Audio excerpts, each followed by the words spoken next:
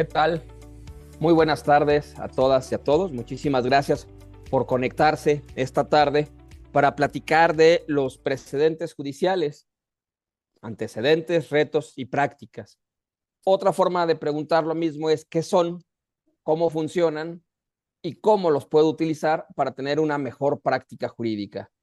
El día de hoy nos acompaña un extraordinario profesor, un conocedor de este tema de fondo y de forma, un funcionario que ha aprendido y ha aportado muchísimo al tema del precedente judicial. Me refiero, por supuesto, a José Omar Hernández Salgado. Muchísimas gracias, Omar.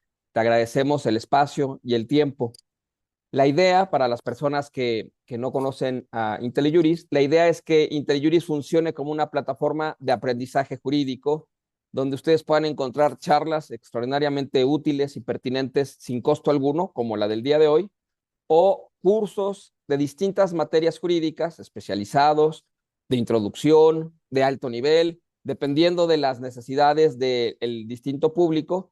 Y todos esos cursos y todas esas opciones en materia de capacitación jurídica están en la página de IntelliJuris y se pueden inscribir en los cursos directamente ahí. Pero en fin, el día de hoy, como he dicho, nos acompaña un experto en materia de precedente judicial y la idea es que durante las próximas 2 horas podamos platicar con él para aprender, ¿no?, desde cero por qué aparece el precedente judicial. Esto, si usted tiene cierta edad, no lo vio nunca en la carrera, nunca vio en la licenciatura el tema del precedente judicial. Esto es algo relativamente nuevo. Lo usan los tribunales, solo sirve para los tribunales, pero no para otras decisiones jurídicas, como por ejemplo las administrativas. ¿Qué tiene que ver o no tiene nada que ver con el sistema del common law?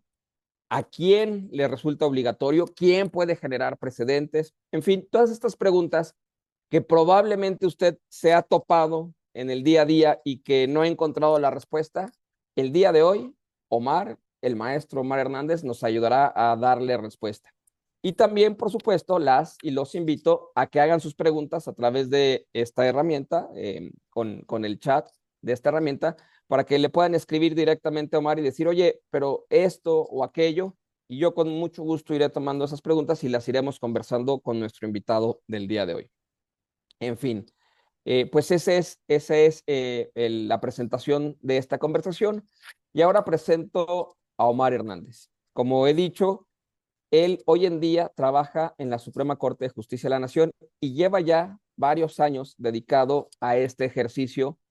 En algún momento fue el director del Semanario Judicial de la Federación, que es el órgano de los poquísimos órganos, si me permiten decirlo así, que han logrado trascender épocas y edades del sistema jurídico mexicano. El Semanario Judicial de la Federación se mide en épocas. Todos ustedes habrán escuchado alguna vez, es que esa tesis es de la 9ª época, esa es de la 10ª época. Bueno, hoy en día vamos en la 12ª época y se conservan registros desde la primera época.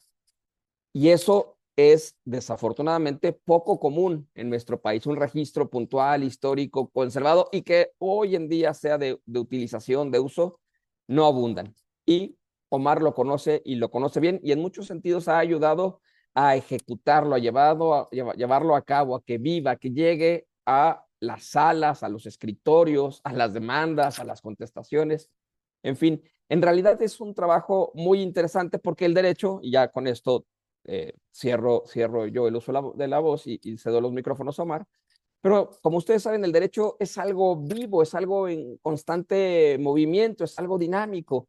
No es un libro que se escribió hace 40 años o una tesis que se escribió en 1917 y que ahí quedó.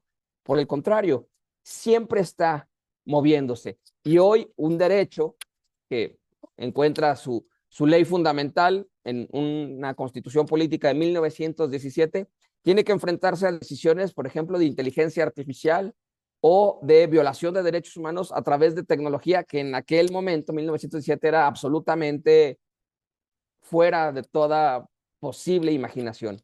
Y hoy es cotidianidad.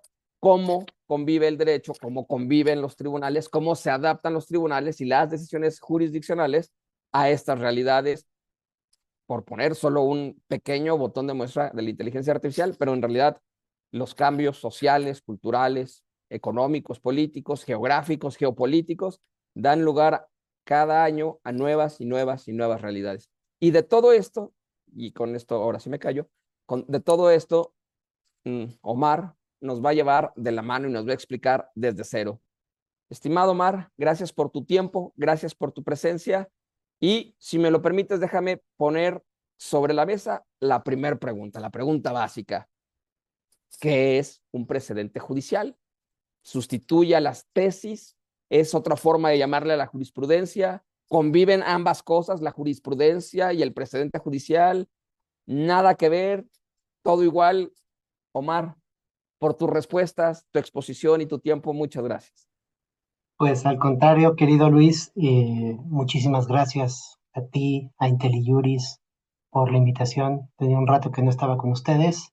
Gracias de nuevo por estar aquí al público, por interesarse en, yo creo que algo que es fundamental, ¿no? Para la vida práctica, ¿no?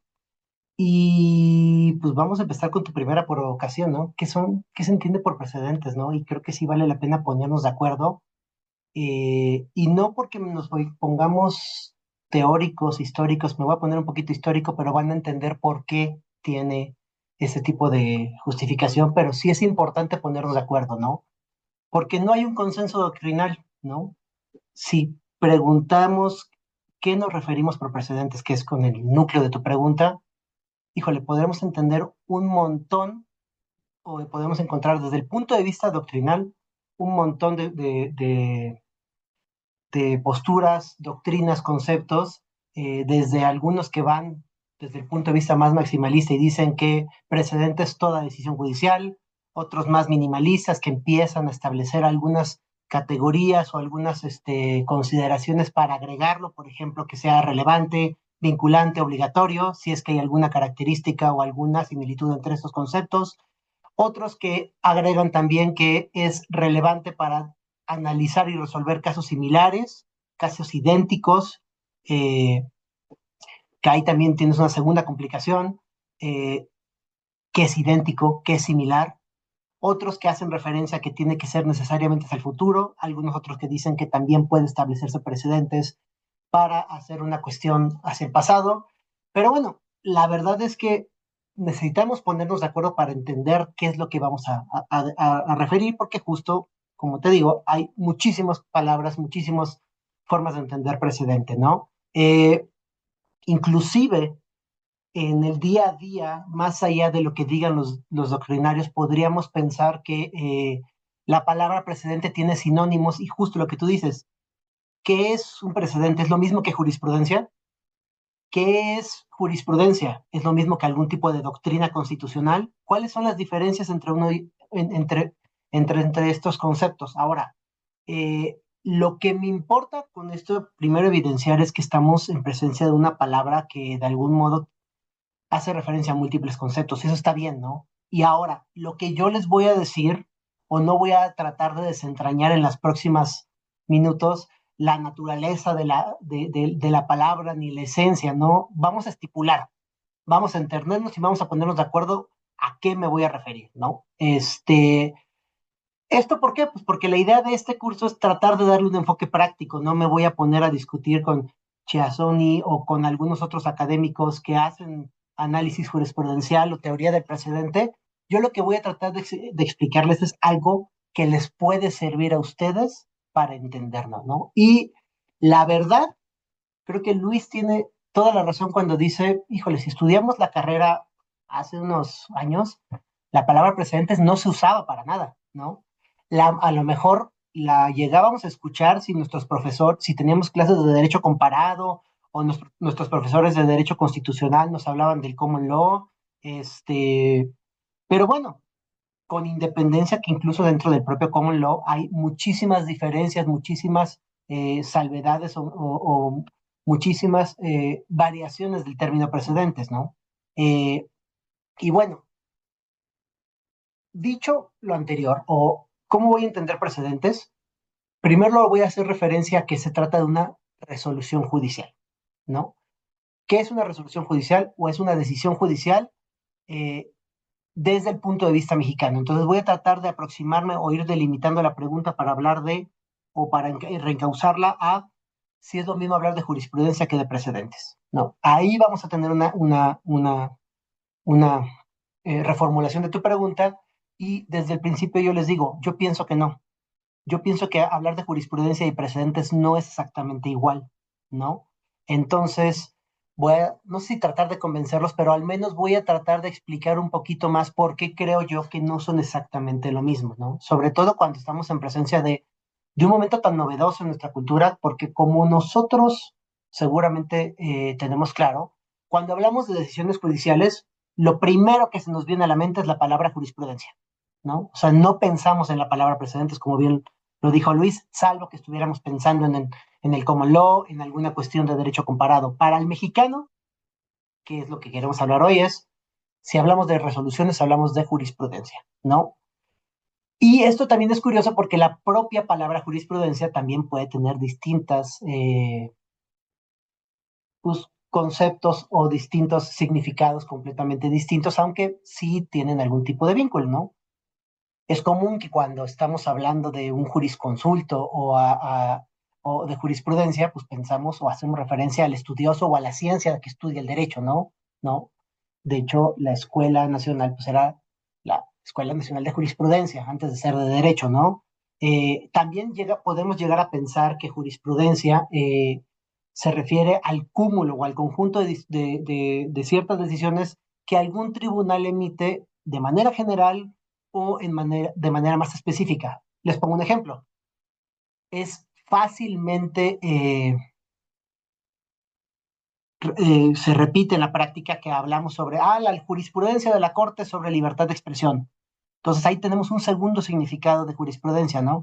Ya no nos referimos a la ciencia o el estudio del derecho, sino a un conjunto de criterios decididos por la Corte en determinada materia, ¿no? Penal, libertad de expresión o en términos de algún derecho.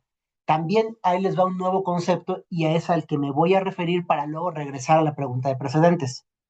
Hablamos más específico de jurisprudencia cuando de algún modo consideramos que la Corte o algún tribunal, particularmente los colegiados o los plenos regionales, determinaron o resolvieron que cierta norma es contraria a la libertad de expresión, que cierta norma es discriminatoria. Es decir, cuando hablamos de jurisprudencia decimos, es que la Corte ya resolvió, ya emitió jurisprudencia, ya no hablamos ni de la teoría, ya no hablamos ni de la ciencia del derecho, ya no hablamos ni del conjunto de decisiones, sino de un criterio específico que puede ser obligatorio, ¿no?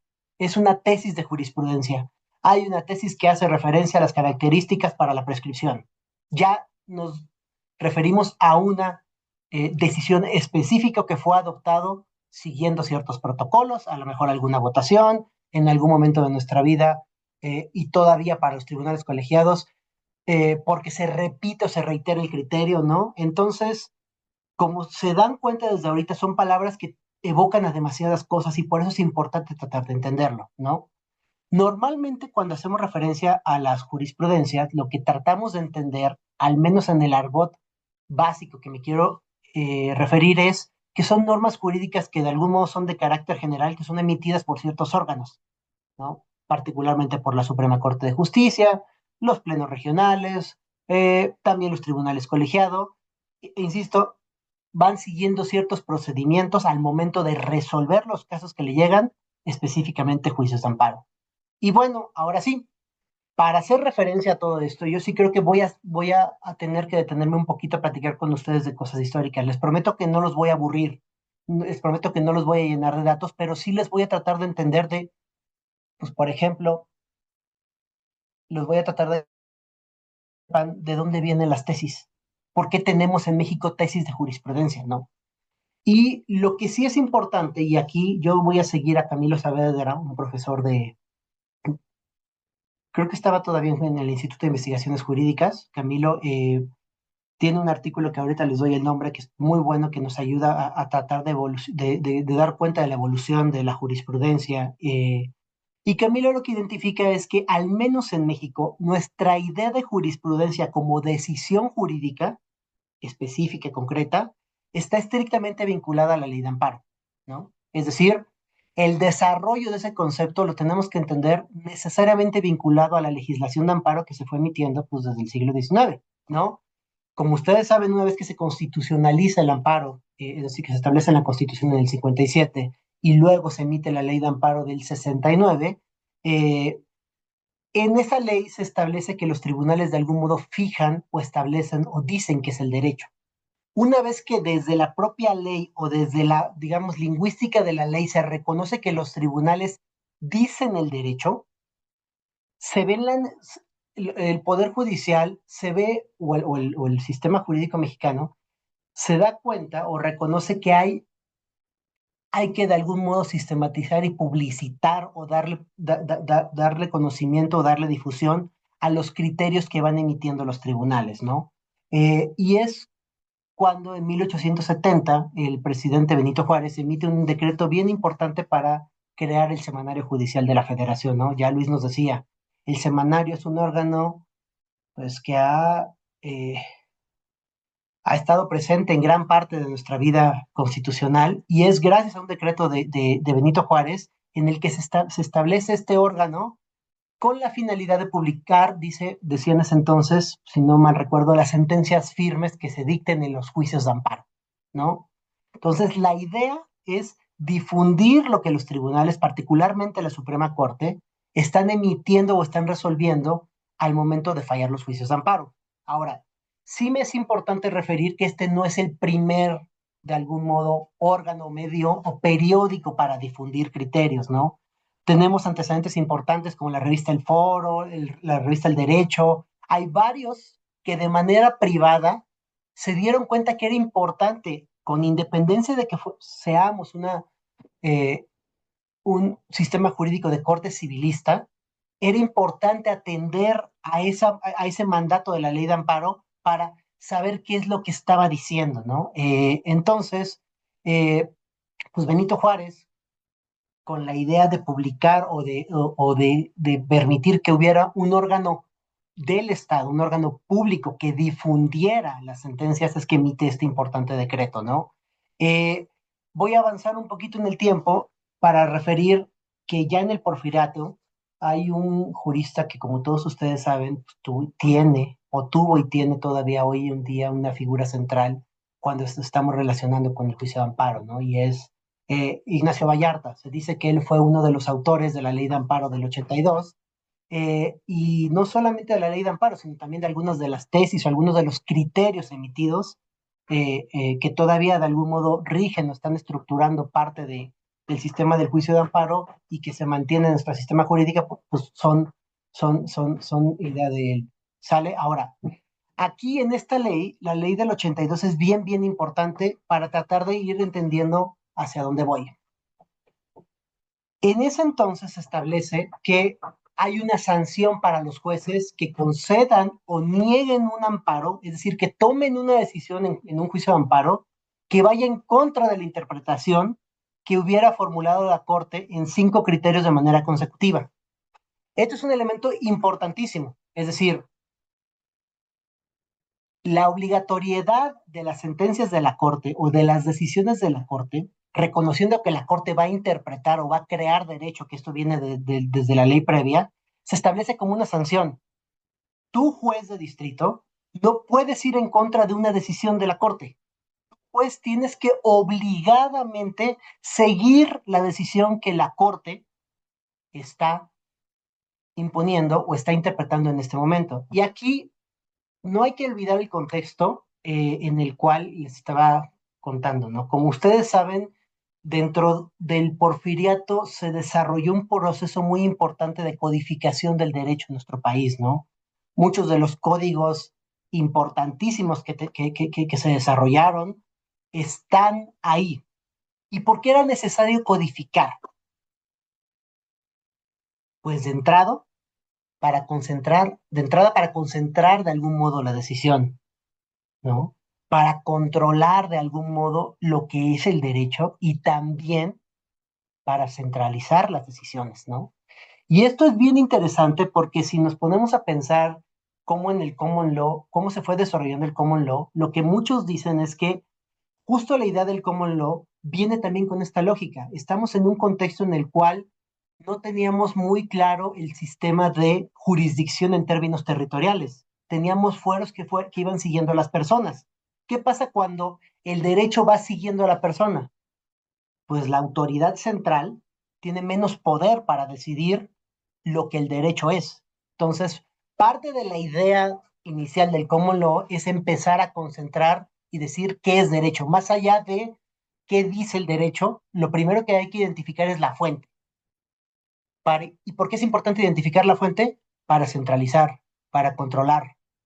En este sentido, yo sí encuentro algún tipo de vínculo y me parece interesante que sea durante este periodo donde se establezca la sanción, donde se establezca una idea de generar algún tipo de vínculo de sanción para controlar y acatar, ¿no? Ahí el libro también de Pablo Mijango sobre la historia de la Corte hace referencia bien importante en el términos del porfiriato a cómo Porfirio Díaz de algún modo trataba de controlar cierto tipo de decisiones, no todas, pero cierto tipo de decisiones, y para eso necesitaba leyes únicas, pero también pues, que las leyes se interpretaran de manera unívoca, ¿no? Entonces, piénselo así, ¿no? Entonces, insisto, esto no es un tema exclusivo de México, es un tema que se ha ido desarrollando o que se desarrolló en varias partes del mundo, y bueno, voy a ir avanzando un poquito en el tiempo. Para el 82 me importa hacer referencia a una cosa, ¿no? Porque si se van dando cuenta, yo les dije que en un primer momento lo que se publicaba era la sentencia. Y esto es uno de los grandes problemas que nos van a llevar a, en algún momento, generar las tesis. Imagínense el volumen o el tamaño que se tendrían que ocupar en el semanario, publicar una tesis o una ejecutoria más que una tesis completa. Para 1892 el semanario tiene distintos problemas en términos de retrasos, porque no había cuestiones económicas. Dos, porque había muchísimas sentencias que se tenían que publicar. Y en la ley de amparo del 82 se establece una precisión que es, en el semanario se deben publicar primero la información relativa al caso y dos, la transcripción de la parte considerativa relevante. Entonces, ojo, vamos de un momento uno en el que publicamos toda la sentencia a un momento dos en el cual por cuestiones del caso tengo que dar una especie de descripción de los hechos y una transcripción de la parte considerativa, pero ya no es toda la sentencia. Tengo que encontrar algún problema o tengo que resolver mis problemas despacio. ¿Cómo? Cortando partes de esa sentencia, ¿no? Revisen, por ejemplo, las primeras 4 épocas del semanario judicial, ¿no? Si ustedes se dan cuenta, el semanario se divide en 3 épocas. Hasta antes de la 12ª época, básicamente teníamos dos. De la primera a la 4ª época es la llamada jurisprudencia histórica. Y dos, de la quinta hasta la 11ª época es, digamos, el segundo periodo del semanario. Y esto era bien interesante, o cuándo fue necesario hacer la distinción entre jurisprudencia histórica y jurisprudencia actual. Pues en realidad con 1917. ¿A qué voy? Cuando cambiamos la constitución del 17, hay discusiones importantísimas sobre la retroactividad de la constitución, porque qué había pasado sobre todo en el Inter cuando hubo el rompimiento del orden constitucional y cuando Carranza estaba echando relajo con sus decretos diciendo que él modificaba la constitución o modificaba el código civil. Llega un punto en el que no sabían si las garantías que estaban previstas en la Constitución del 57, de algún modo, resultaban vinculantes o resultaban aplicables a los procesos, incluso penales, que se fueron desarrollando, digamos, durante el tránsito entre las constituciones. Entonces, cuando en 1917, una vez que se restablece la Constitución, ¿se acuerdan que ahí hay un proceso en el cual en 1914 Huerta, de algún modo, pues realiza el golpe de Estado? Y aquí un comercial, hay un libro que escribimos el ministro Cosío y yo sobre justo este proceso histórico, en el que narramos un poquito por qué la Corte estuvo cerrada 3 años. Del 14 al 17 no tuvimos Suprema Corte. Y básicamente esto tiene que ver con una decisión. Cuando Huerta asume el poder, cuando da el golpe de Estado, él manda un telegrama a los gobernadores de los estados y a los ministros de la corte para decir, oigan, pues les aviso que yo ya estoy aquí. Como ustedes saben, Venustiano Carranza y la legislatura de Coahuila rechazan al dictador, y es cuando emiten el plan de Guadalupe y todas las reformas que ustedes ya saben. Pero la corte no. La corte reconoce al dictador, la corte reconoce al dictador, y en ese sentido, pues cuando Carranza se levanta en armas, pues dice, bueno, pues me voy contra el dictador y también contra los que lo reconocieron. Entonces, él ordena o mandata de algún modo que cuando lleguen a la Ciudad de México hay que ir a clausurar a la Suprema Corte. Pero bueno, eso ya es otra historia, ¿sí? Este, ¿Qué pasa? Regresando a la Constitución del 17, los practicantes se ven en la necesidad de hacer una distinción para decir cuál es la jurisprudencia que se emitió con base en la Constitución del 57 y con base en la Constitución del 17. Ahí es cuando de manera informal, se empieza a identificar dentro de la comunidad jurídica entre jurisprudencia histórica y jurisprudencia vigente, que va desde la quinta época hasta pues, la onceava época. Por primera vez en la historia, cuando se emite este nuevo acuerdo, el acuerdo es déjeme recordar el número del acuerdo, el Acuerdo General 7 diagonal 2025 con la nueva integración de la Suprema Corte, a partir no, de septiembre del año pasado, es que se emite, dicen, la tercera época, ¿no? O el tercer periodo del semanario, que lo llaman, ¿no? Pero antes de esto nunca hubo una distinción formal. Hacíamos la distinción entre jurisprudencia histórica y jurisprudencia aplicable, pues porque una había estado vigente o se había emitido con base en la Constitución del 57 y otra con base en la del 17, ¿no? Ahora, Ok, pero entonces sí, esta duodécima época ya no forma parte ni de las históricas ni de las actuales y es una nueva etapa. esta es una pregunta bien interesante, porque si te pones a investigar, hasta alguien puede decir, oye, si la distinción entre la histórica y la nueva es la Constitución del 17, ¿qué nos están queriendo decir?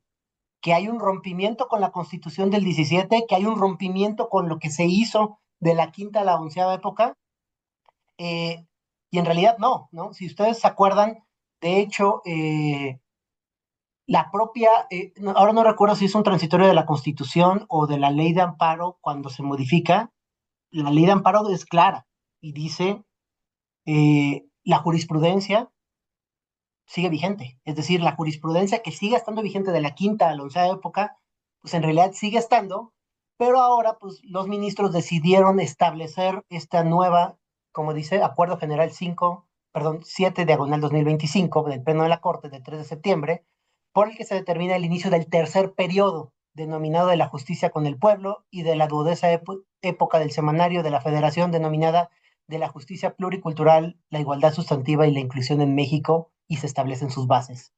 Entonces, si uno ve el acuerdo, en realidad no está rompiendo nada. Está estableciendo una cuestión declarativa, pero digamos, para efectos prácticos, pues es, o sea, es eso, un elemento declarativo para decir, a ver, de aquí para adelante arrancamos o reiniciamos, pero no estamos desconociendo lo que pasó, ¿no? O sea, todo lo que sigue estando vigente está vigente, pero por primera vez se hace esa declaración de un tercer periodo y por primera vez se le pone un nombre a la doceava época, ¿no? Los que saben de historia, pues de algún modo del derecho, entienden un poco que el tránsito de la octava a la novena época o los cambios de época se van dando, sobre todo ya más modernamente, en función de ciertos acontecimientos históricos que tienen que ver o que inciden directamente con el tribunal. Esto no siempre pasó.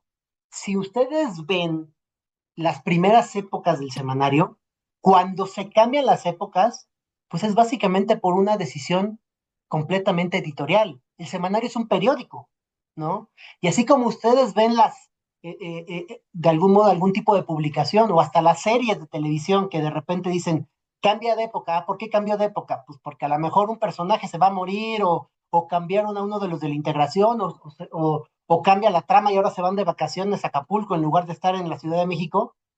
En un primer momento, esas decisiones de política editorial cambiaban las épocas del semanario. En algún momento también se entendió porque hubo un periodo en el que la Corte también por procesos políticos dejó de funcionar. La quinta época deja de funcionar, o más bien reinicia cuando la Corte se restablece, ¿no? Porque a la Corte hay que restablecerla con esa palabra, ¿no?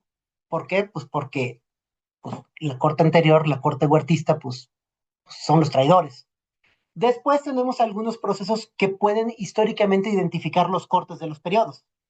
El de la octava a la novena época tiene que ver con, como todos ustedes saben, la importante reforma de 1995, ¿no? La presentación de la reforma del 94 por Ernesto Zedillo, que hace una transformación por completo del tribunal, salen los ministros de la Corte y ahí se rompe. Después, con la reforma de las reformas de junio de 2011 en materia de amparo y en materia de derechos humanos, la Corte dice, aquí hay un nuevo paradigma, ¿no? Esta palabra que tanto le gusta en la academia.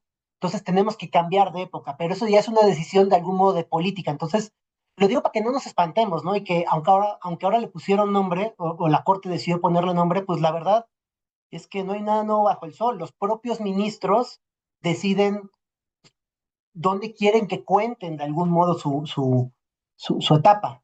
Incluso con las reformas de 2021, pues es cuando se arma la onceava época, pues porque de algún modo dicen, vamos a cambiar el sistema para incorporar los precedentes, que ya voy a llegar allá, y ahí se vuelve a hacer un corte, ¿no? Entonces, para responder la pregunta de Luis, pues por primera vez, ahí sí nominalmente se le establece un nombre a la época y se establece formalmente la apertura de un periodo, ¿no? El tercer periodo del semanario, los otros dos, pues no van a encontrar una declaración formal. Es una cuestión histórica en términos de distinguir si la jurisprudencia que están aplicando en ese entonces fue emitida con base en la Constitución del 57 o en la del 17. Sí, Pero ahora, hoy dime. cargamos con, pues pregunta, cargamos con precedentes de la primera a la cuarta época, de la quinta a la undécima y ahora de la duodécima, o los precedentes no responden a esta distinción y un abogado o abogada en su juicio de amparo puede usarlos indistintamente y Yo, no es que uno valga más que el otro. yo te diría que históricamente, de hecho, la propia Corte reconoce que de la primera a cuarta época la reconoce como histórica. Entonces, de algún modo, esa es la jurisprudencia que no vas a citar para consultar en tus criterios. Pero, por ejemplo, muchos de los criterios, yo doy clase en el ITAM de Derecho Administrativo, y muchos de los criterios que utilizo para explicar, por ejemplo, la expropiación, pues son de la quinta época, porque la quinta época va del 17 al 57. Y, y antes del 57, pues ustedes saben que tuvimos la expropiación petrolera, y ahí es donde por primera vez la Corte hace una interpretación para ver si se tenía que darse garantía de audiencia previa o no, pues porque el artículo 27 decían los ministros de la quinta época, pues no dice nada, solamente dice mediante indemnización y por causa de utilidad pública, aunque el artículo 14 hacía referencia a todo lo que ustedes saben en términos de afectaciones a derechos. Pero para decirlo corto y claro, uno como abogado puede revisar cualquier jurisprudencia de la quinta época hasta la doceava época y habría que ver si está vinculante o no. Ahí en el semanario hay una función bien importante que se hace, que se ponen unas notas. Digamos, el semanario es como un ser vivo que se está actualizando, ¿no? O sea, de nada sirve tener la impresión de una tesis porque hay notas que se van incorporando. Les pongo un ejemplo. había un, Se hacen unas notas para decir que la tesis que ustedes están revisando está siendo objeto de una contradicción de criterios que está próxima a responder, a resolver. Entonces, esa nota pues, se va a ir actualizando. ¿Cuándo? Pues cuando la Corte conozca el asunto y diga, pues mira, ya la resolví, entonces esta queda sin materia, o quedó sin materia la contradicción, o el criterio se superó, entonces ahí el semanario pues cambia la nota, ¿no? Pero en realidad, salvo que ustedes se encuentren alguna anotación en el que diga que este criterio fue superado, pues en realidad todo lo que encuentran de la quinta época en adelante, pues en teoría debería estar siendo vigente. Ahora, claro, van cosas que van cambiando, ¿no? O sea, hay unas tesis que pues se entienden superadas por el propio contexto histórico. No sé si ustedes se acuerdan, pero hay unas muy, pues hoy podríamos decir vergonzosas o peculiares, en los cuales la Corte dice que es constitucional prohibir el matrimonio entre chinos y mexicanos, ¿no? Saben ustedes que hubo un contexto eh, cultural complejo, ¿no? Estas tesis deben ser de los años 30 por allá, entonces, pues están vigentes. Lo que pasa es que, pues claramente hoy, si quisiéramos, o alguien se quisiera poner creativo diciendo que va a prohibir los matrimonios entre X o Y nacionalidad, pues seguramente no está, se entiende implícitamente superada, pero ustedes van a encontrar no van a encontrar una anotación que les diga que la tesis ya se superó. Entonces, ese es uno por ejemplo, de los retos que podemos enfrentar al momento de saber si un criterio está vigente o no. Ok, pero a ver, todo empieza con la pregunta de qué es un precedente y si entendí bien, me dijiste que en tu opinión jurisprudencia y precedente no son sinónimos, Es pero a lo correcto. largo de tu conversación hasta ahora me parece que usas como sinónimos o por lo menos como, como sustitutos las Como sustitutos. palabras criterio, la palabra jurisprudencia y la palabra precedente. Es Y correcto. todavía no nos has dicho para qué diablos sirve un precedente. Muy bien. Dame chance de un segundo para ir para allá porque te quiero hacer un par de anotaciones históricas para regresar justo hacia donde tú vas. La última anotación histórica que les quiero referir es que en 1917, cuando se emite la nueva ley de amparo derivada de la Constitución del 17, se establece expresamente, se emite un reglamento para la publicación de las tesis y ese reglamento dice que se debe elaborar un sumario de cada ejecutoria y que debe reflejar la tesis jurídica sustentada en los casos. Aquí está, señoras y señores, en este reglamento de la Corte. Se los mando si quieren por IntelliJuris, ahí sí podemos compartir materiales y si no me mandan un correo. Pero aquí está el origen de las tesis. Una especie de sumario, de síntesis del criterio jurídico para tratar de difundir lo que la Corte resolvió. ¿Y por qué lo hacen? Por una cuestión de necesidad, por una razón, porque no tenían dinero para publicar el semanario y había muchísimos retrasos, y dos, porque había muchísimos criterios que emitir. Entonces, ya no tengo espacio.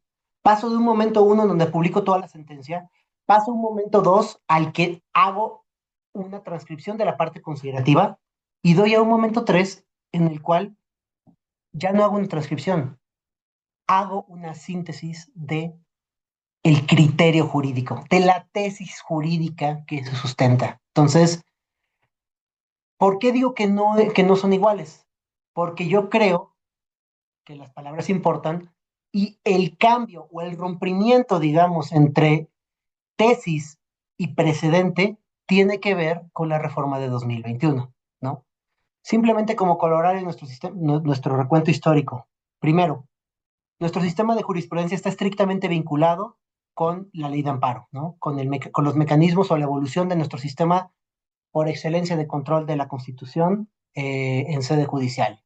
Dos, y ahí voy afinando un poquito para ir avanzando, la jurisprudencia se entiende como un producto de los órganos jurisdiccionales, se entiende como una parte de la decisión y efectivamente en un primer momento, pues la jurisprudencia era la decisión.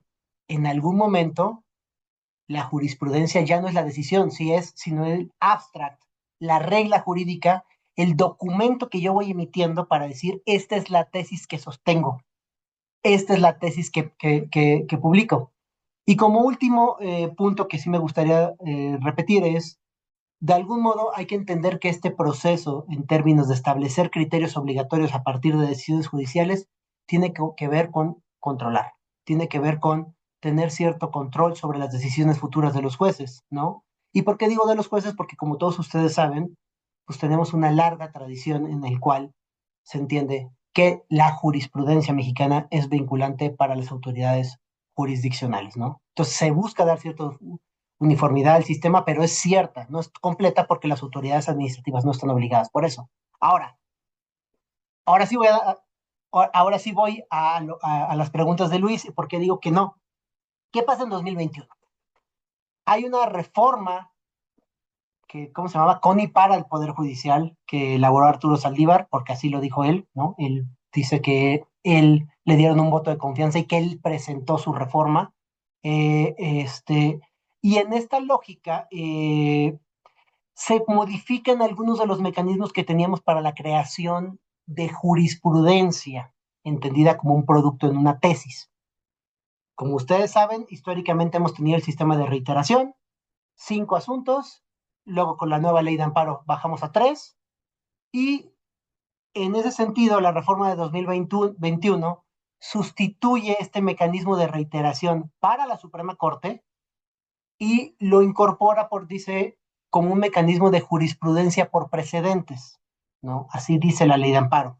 Ahorita voy a llegar a la ley de amparo, ¿no? Además, saben que tenemos los mecanismos de contradicción de tesis, que es cuando dos criterios de tribunales o de órganos jurisdiccionales se contraponen, el órgano superior tiene que resolver para dar cierta uniformidad, ¿no? Ahí podríamos también discutir un montón sobre si es necesario tener algún tipo de uniformidad, si vale la pena establecer estas distinciones tomando en cuenta que somos una república federal y que parte de lo que busca el federalismo es pues establecer cierta igualdad dentro de la heterogeneidad, ¿no? O sea, no deberíamos tener de algún modo ciertas regiones con criterios completamente o de algún modo que reconozcan ciertos valores. Esa es otra pregunta y ese es otro tema más complejo que Luis también les puede explicar después porque es experto también aquí en temas federalistas. Pero bueno, voy a 2021 para ya no quitarles el tiempo con la parte histórica. ¿Qué pasa? En 2021 se incorpora en la Constitución, y si me permiten lo voy a leer, dice el 12º párrafo del artículo 94 de la Constitución: las razones que justifiquen las decisiones contenidas en las sentencias dictadas por el Pleno de la Suprema Corte, lo actualizo para al día de hoy, por mayoría de 6 votos, serán obligatorias para todas las autoridades jurisdiccionales de la Federación y de las entidades federativas. Repito, las razones que justifiquen las decisiones contenidas en las sentencias dictadas por la Suprema Corte. Ahora, esto es bien interesante porque esta reforma de 2021 no modificó, no modificó otro párrafo de la Constitución, creo que es el párrafo 11º, en el cual, en la Constitución, el párrafo 11º dice, palabras más, palabras menos, si encuentro México, la ley fijará los términos en que sea obligatoria la jurisprudencia que establezcan los tribunales del Poder Judicial de la Federación sobre su interrupción de la Constitución y normas generales, así como los requisitos para su interrupción. Es decir, el párrafo 11º del artículo 94 dice: la ley fijará los términos en que será obligatoria la jurisprudencia. Eh, pero el párrafo 12º dice: las razones que justifiquen las decisiones contenidas en las sentencias son obligatorias. Y ahí voy a la pregunta de Luis. ¿Es lo mismo jurisprudencia que está en el 11º que razones contenidas en el párrafo 12º? ¿Son lo mismo? Si se dan cuenta, esta reforma no tiene nada que ver con todo lo que les he estado platicando. Hemos estado hablando de la difusión de un criterio y más modernamente de la publicación de un extracto de la tesis, ojo, de un documento distinto a la sentencia. Es un documento completamente distinto porque ya nos referimos, y ustedes se van a dar cuenta que muchas veces en su práctica los abogados no citan los criterios. Los abogados a veces no siquiera leen la sentencia. Los abogados leen las tesis, ¿no? Y, por ejemplo, cuando yo estaba en el semanario, era muy chistoso porque a algunos magistrados no les gustaban los ajustes que hacíamos, ¿no? Entonces, querían que prácticamente toda la tesis estuviera contenida en el rubro. Es decir, que tuviera básicamente justificación, decisión y problema jurídico. Ustedes te dan unos rubros, perdóname, horribles, ¿no? Horribles, horribles, horribles. Ahora, ¿Por qué tenemos esos rubros y por qué tenemos esta forma medio rara, ¿no? Que si se dan cuenta tiene un título y un subtítulo, ¿no? Libertad de expresión, punto. El artículo tal de la ley de amparo no lo vulnera. ¿Se acuerdan que yo les dije que esto era un periódico que se trataba de difundir? Pues bueno, en algún momento tuvimos que generar apéndices para tratar de estructurar y buscar de algún modo los criterios que se iban difundiendo. La forma más fácil de hacer esa difusión y de permitirle al operador buscarlo era con esta distinción. Identificas la raíz madre, identificas la raíz o el criterio general. ¿Es una tesis sobre libertad de expresión? ¿Es una tesis sobre preclusión? ¿Es una tesis sobre cosa juzgada? Claro, por eso tienes esa sentencia original, porque todo está pensado en un sistema, pues no digital, ¿no? Completamente de librito. Entonces ibas a buscar primero dónde estaba y en función del índice te ibas a buscar directamente en el semanario. Ahorita ya veremos la discusión entre Gaceta y semanario, pero esa es la lógica de lo que está. Pero ¿a qué voy con esto? Que nuestra práctica en los últimos 100 años ha hecho referencia a buscar, y ahí sí uso la palabra deliberada, las decisiones de la Corte en función de las tesis, en función de un documento distinto al criterio original.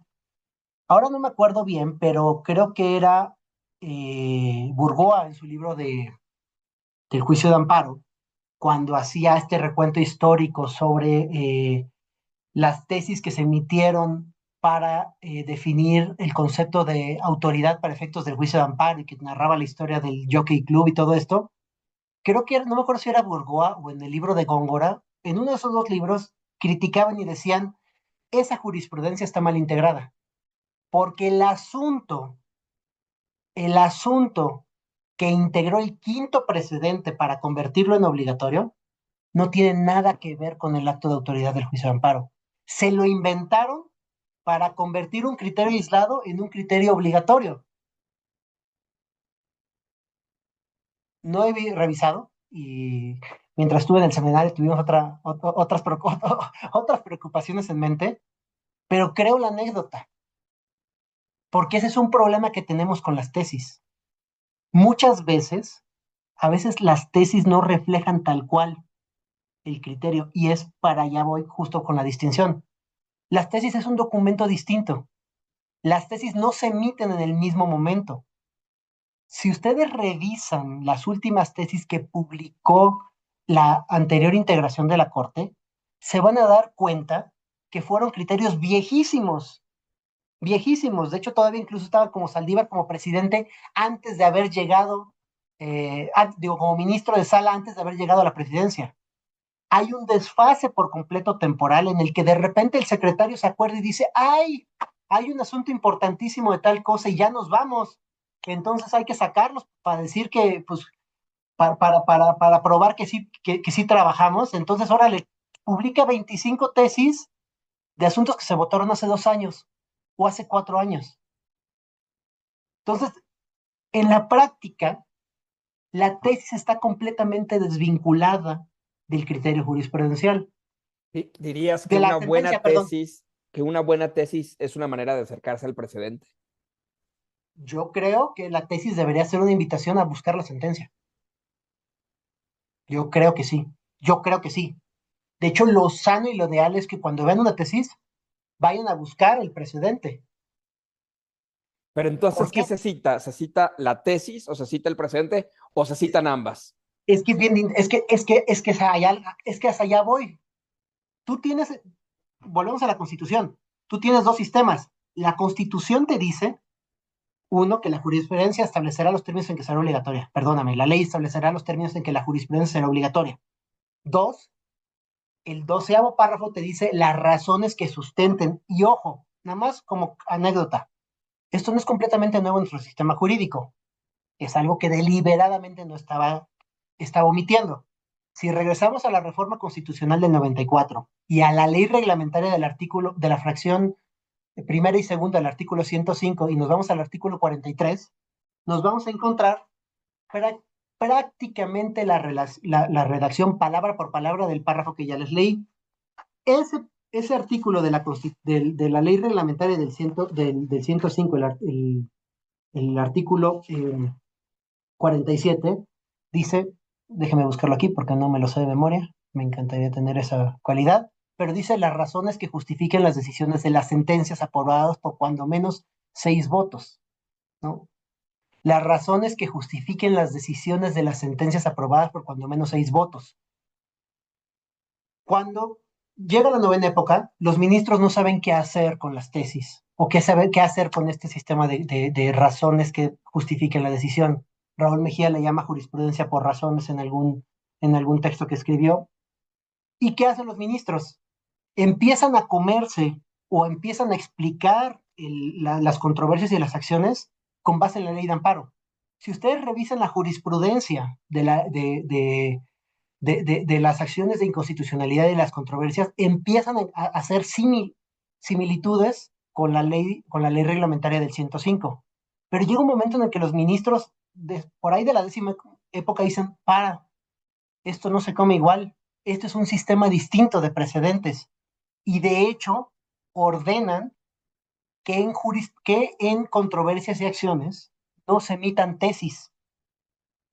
Si ustedes revisan, creo que es por ahí de 2000, de la 10ª época hasta la 12ª, porque ya se restableció, no hay tesis en acciones y en controversias. No hay, porque dicen, no, la ley de amparo es la que establece un sistema de jurisprudencia. Y si se acuerdan, eso fue lo que les dije. Nuestro sistema de jurisprudencia por tesis está estrictamente vinculado ¿a qué? A la evolución del juicio de amparo. Entonces los ministros hacen un alto en el camino y dicen, no, este monstruo se come distinto, porque lo importante son las razones contenidas en las sentencias. Y ahora se los voy a complicar más. Les dije que el 43 era prácticamente el mismo texto. Dice el 43, las razones que justifiquen las decisiones de las sentencias aprobadas. ¿Y qué dice el artículo? Vuelvo al 12º párrafo de la Constitución. Dice la Constitución, las razones que justifiquen las decisiones contenidas en las sentencias. Hace énfasis todavía más a que tiene que estar contenida en la sentencia. Esa es la única distinción entre la ley reglamentaria del 43 y lo que se establece como sistema, pensémoslo, de precedentes por razones, si quieren llamarlo así, en la Constitución. Es decir, Pareciera que, al ajá, precedente no le importa la tesis, al precedente le importa la razón de la sentencia. eso es lo que yo entiendo. Si le hacemos caso a la Constitución, y discúlpeme, a lo mejor estoy siendo demasiado purista, pues lo que te está diciendo la Constitución es, no le hagas caso a la tesis, hazle caso a la sentencia. Tenemos ¿Y, varios problemas. y Sí, dónde se compilan los precedentes? O sea, yo como de cierta edad y algunos colegas que nos están escuchando, pues tuve acceso a unos discos compactos, para que no se acuerde de esos, pues eran unos disquitos ahí con muy bonitos, etcétera, que les llamábamos IUS, y y yo ayús, entendía que ahí estaban las tesis y eso los está muy, metía en el lector de disco compacto de mi computadora, cosa que hoy ya no existe, y ahí podía ver las tesis. Después eso estuvo en línea, pero sí. estas son las tesis y los precedentes. Ese es una de las cosas más hermosas que hay. Tienes dos sistemas. Si ustedes me compran la idea de que una cosa son las razones y otra cosa es la tesis, tenemos dos sistemas que no se comunican y que no platican entre sí. Y les voy a poner unos datos nomás para que se espanten. Estos datos los empezamos a trabajar cuando yo estaba en el semanario. Sobre todo, ¿por qué?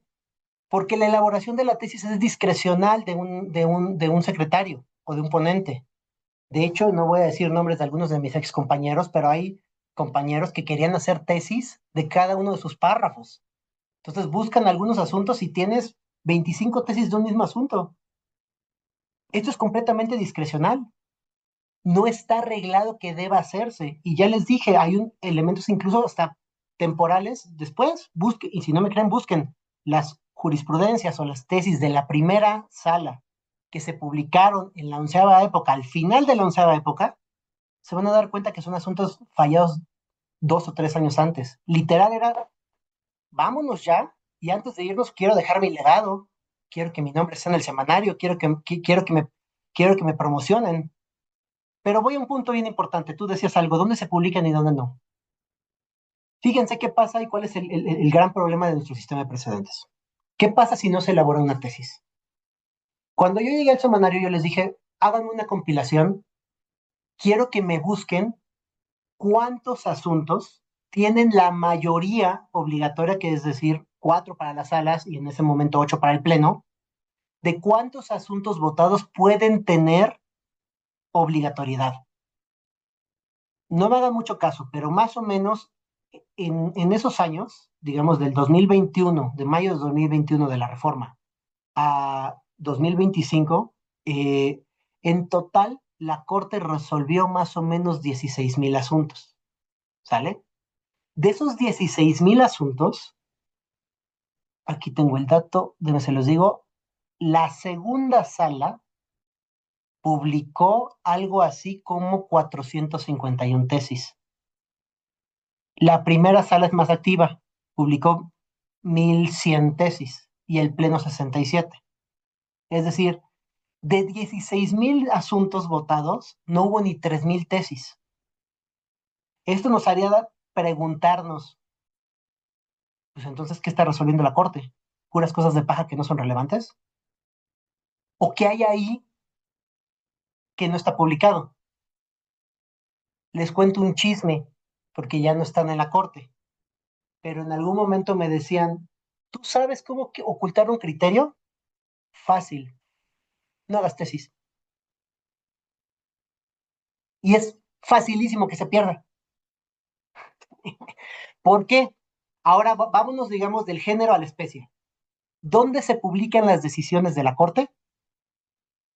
No se publican salvo, salvo, salvo, uno, que se emita una tesis, o dos, que sean controversias constitucionales o acciones de inconstitucionalidad. ¿Por qué no? O por qué sí se tienen que publicar las controversias y las acciones? Porque como la lógica es de no publicar tesis, publica la sentencia. Regresamos a la lógica anterior. Tenemos unos problemas y les puedo poner, si me permites, ¿puedo compartir pantalla? Creo que sí, ¿verdad? Sí, adelante, claro. Ahí les va. Les voy a identificar una tesis. A ver si puedo aquí compartir pantalla.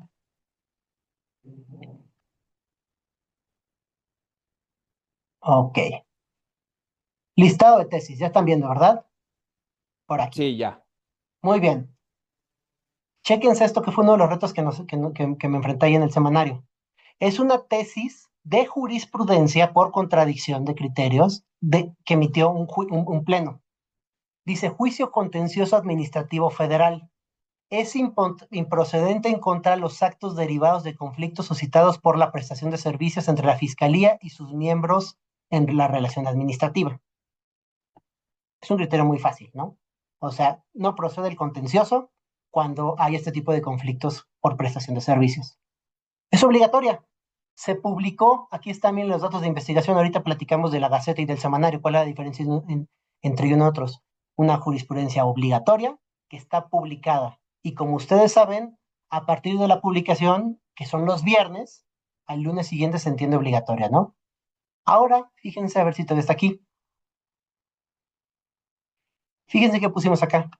Nota, en relación con el tema abordado en la presente tesis, destaca la sentencia dictada por la primera sala en la controversia constitucional 172, publicada en el semanario cuando se publicó el 22 de agosto. ¿Sale?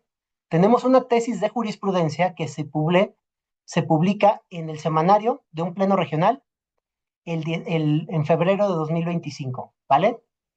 Es decir, es obligatoria desde febrero de 2025. Tenemos una tesis o un criterio que dice lo opuesto de la Corte. La Corte dijo, no, sí procede el contencioso en este tipo de casos.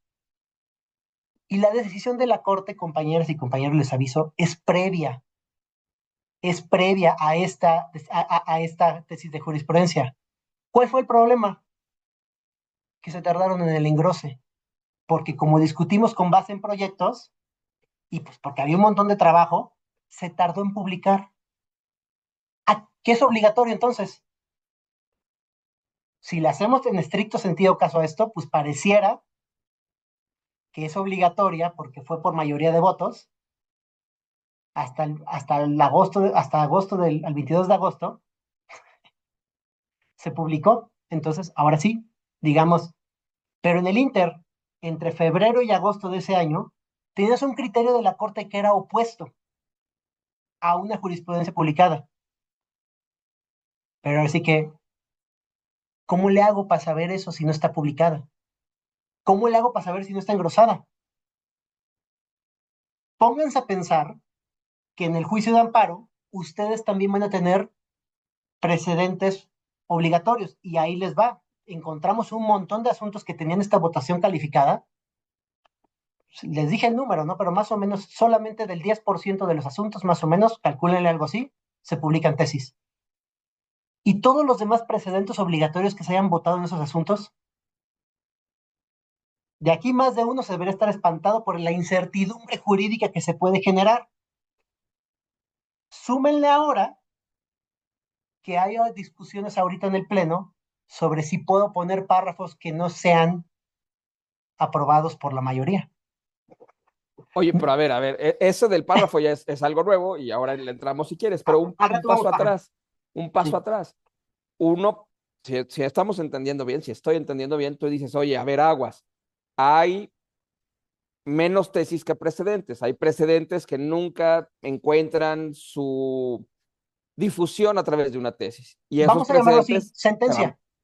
ok, Llamémoslo y esas sentencia. sentencias se pierden. Pero Esa sentencia, uh-huh, uno pensaría que si es una sentencia relevante, inevitablemente va a tener su tesis. claro, y ahí te van las cosas prácticas que te estoy contando. Al secretario, ¿qué le importa? ¿Sacar tesis o sacar asuntos para la estadística? A ver, Asuntos. estoy contando mi experiencia, ¿no? Y mi experiencia como secretario y mi experiencia como pasante, porque y ahorita regreso al tema del JUS que tú decías. Claro, cuando yo trabajaba en la corte hacía mi servicio social en la corte, en ese entonces todo el mundo me pedía que le comprara el JUS, ¿no? Porque salía el momento y pues era la única forma de consultarlo. Ya después, afortunadamente, se hizo el sistema digital. Pero, digamos, vámonos del género a las especies. Tienes un montón de sentencias de la corte. No todas se publican en el semanario, aun cuando tengan votación obligatoria.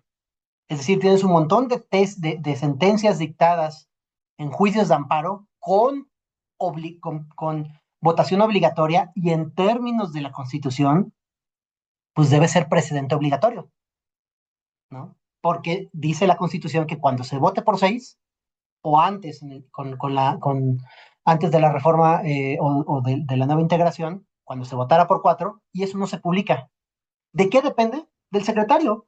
De que el secretario diga quiero sacar tesis, o ahí te va, como te lo dije, y les estoy contando una anécdota. Eso decían. ¿Quieres que no se enteren de este asunto? No hagas tesis. Se va a perder. ¿Dónde está? Está en un sistema informático de la corte y eso cualquiera puede identificarlo. Entonces, ya voy a ir después a la parte práctica. Cuando estén buscando cosas, no solamente busquen en el semanario. Ahí van las distinciones. ¿Cuál es la diferencia entre Gaceta y semanario? Semanario es el sistema informático que se publica semanalmente, ¿no? La Gaceta es una compilación de las publicaciones semanales que se integran en un libro mensual, ¿no? ¿Y por qué se hace un libro? Por una cuestión muy básica. ¿Qué pasa si en algún momento alguien baja el chip y no estoy diciendo alguien deliberado? Piensen hasta algo de risa como que nos atacan los marcianos, se nos va la luz, se caen los servidores de la corte, ¿y cómo le hago para recuperar lo perdido? Tenemos que tener un respaldo documental, ¿no? Entonces, se publica o se crea o ese libro, que esa es la Gaceta. Entonces, cuando hagan referencia a la Gaceta, claro, por qué se cita o por qué se refiere, por qué las tesis que ustedes revisan en Internet y que se publican cada semana dicen Gaceta, porque hacen referencia a dónde van a estar resguardadas para una cuestión completamente de preservación. Pienso yo y este es un tip, es mejor hacer referencia al número de la tesis, a la gaceta donde se publicó, que al registro digital. Porque el registro ¿Por digital, qué? pues en realidad, pues el registro digital es simplemente un número de identificación digital. Pero si tú lo quieres como archivo de preservación, a lo mejor es más viejito y me gusta, es porque me gustan los libros físicos, pero en realidad cualquier cosa, ah, creo yo que lo correcto sería eso, porque ahí es donde está almacenado ese criterio en términos del libro, ¿no? Entonces, pero insisto, esto es una cuestión nada más ahí pedante mía, ¿no? No es que sea mejor una que la otra. Yo creo que lo correcto es esto porque al final las tesis que se van publicando se van a ir almacenando en un librito que tiene un tomo, un número de mes, un número de año y un número de página física. Porque ¿Ese todavía librito físicamente dónde está? ¿En Pino Suárez número 2? en Chimalpopoca, que es donde están las oficinas del semanario judicial, Ok. donde hay una cosa que se llama no sé qué hagan ahí, pero hay un hospital homeopático, pero enfrente del hospital homeopático es Chimalpopoca, número 112 creo, entre diagonal 20 de noviembre, 5 de febrero, ahí se hace como una intersección, ahí está el semanario y ahí tienen un resguardo histórico. Otro está en la biblioteca de la Corte, que está en el edificio de Bolívar, otro está en el almacén general de Zaragoza, que está pues, allá, Zaragoza, allá ahora no me acuerdo cuál de los metros está, pero ya rumbo a Puebla. Ahí están almacenadas y están guardados las copias del semanario, ¿no? De hecho, en Zaragoza tienen dos porque tenemos que publicar cinco, o se tienen que publicar, no, yo no. Oye, y que yo estoy seguro que nadie de las personas que nos está viendo y escuchando jamás lo ha hecho, pero si algún día voy a poner dos ejemplos hipotéticos, un abogado sin escrúpulos o peor tantito, una inteligencia artificial que alucine, Sí, escribe una demanda citando algunos precedentes ficticios, inexistentes, pero lo hace también que pues no son percibidos con una simple lectura, porque nadie trae en la memoria el 100% de los precedentes, y le pusieron la estructura y los elementos que hacen presuponer que es un precedente fidedigno, veraz, verídico, real. ujú, ¿Qué? ¿Hay alguna herramienta para verificar este precedente de manera sencilla? Porque nos has dicho que no todo precedente se convierte en una tesis. Si es yo correcto. cito un precedente o la inteligencia artificial cita un precedente del caso de Omar versus la Corte Interamericana, donde Omar condena a la Corte Interamericana a pagar una indemnización, ¿cómo puedo saber que eso es verídico? ¿Hay una manera de consultar eso? Sí, hay dos maneras. Primero, como les dije, dentro de la distinción de los sistemas informáticos de la Corte, tienen este que se llama la Gaceta, ¿no? Y es la Gaceta en PDF. Entonces, si ustedes ven aquí, entran, y ese libro físico que les digo que existe, pues también se hace en digital. Entonces, ¿qué tienes en la Gaceta? Las tesis y además de las tesis, las sentencias que le dan respaldo, para tener algún tipo de congruencia y decir, oye, esta tesis eh, me la inventé o no. ¿Qué nos hemos quedado la parte histórica? Solamente se queda la parte considerativa, no tenemos todo. Entonces, miren, aquí está la Gaceta del Semanario de esa época. Y bien, fíjense, libro 7 marzo, tomo uno volumen uno. Y aquí ustedes, esto nadie lo ha consultado, esto es una cosa bien interesante. ¿Tú sabías cuántas personas al año usan el JUS o el El Yus me semanario? imagino, me imagino que miles. Al año registramos, no sé este año, pero el año en el que yo estuve, 22 millones de visitas al año. Yo no encontré un sitio de gobierno más visitado, ni el diario oficial ni Compranet. Y se lo pregunté al director del diario oficial cuántas visitas tenían.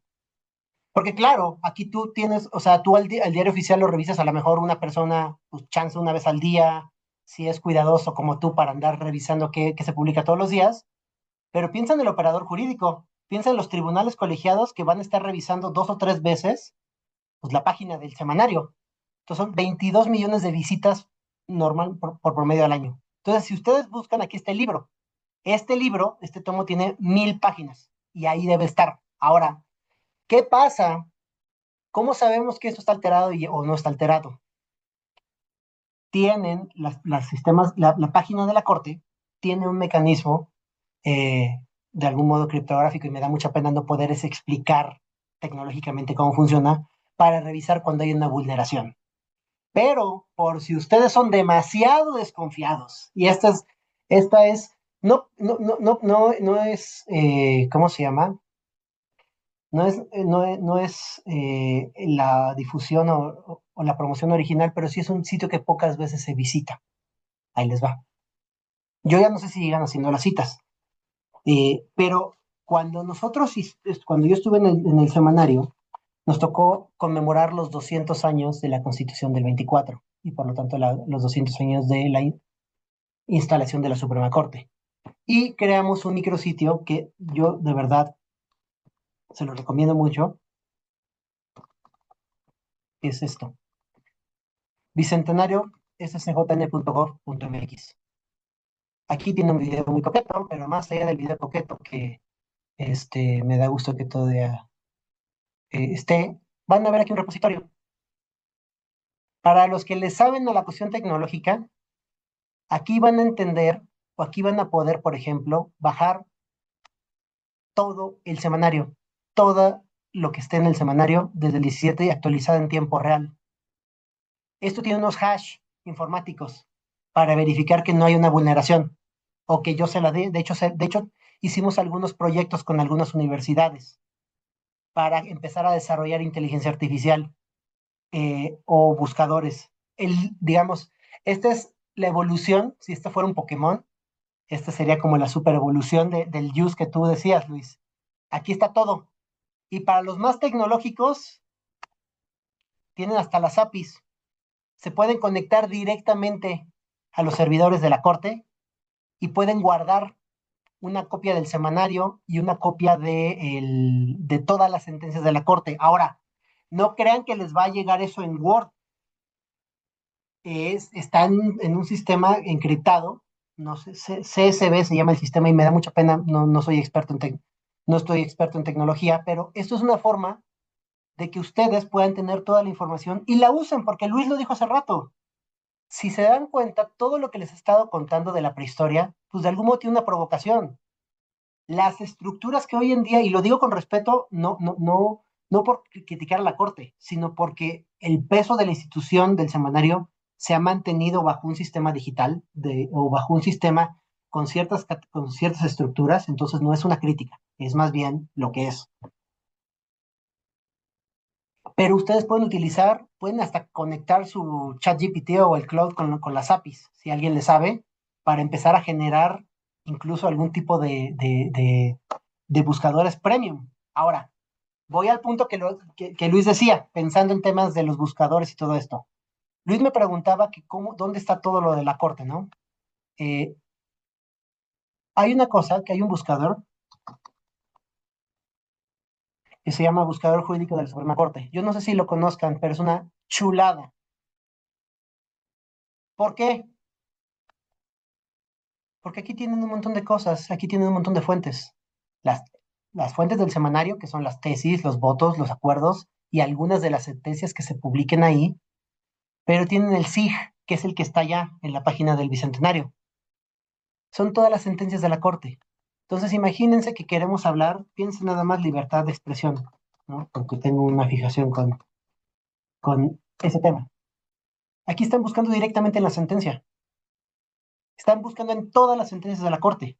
Entonces, no solamente están buscando en las tesis publicadas, están buscando en todas las posibilidades en las cuales la Corte haya dicho libertad de expresión. Entonces, tienen un montón de precedentes. Tienen filtros para buscarlo por tipo de asunto, controversias constitucionales, amparos en revisión, facultad de extracción. Y si no quieren solo eso, tienen incluso hasta buscar en las sesiones. Por ejemplo, ¿dónde están las sesiones de la Corte? Votos, acuerdos, presentes, sentencias, expedientes, versiones taquigráficas. Por ejemplo, por algo de humor.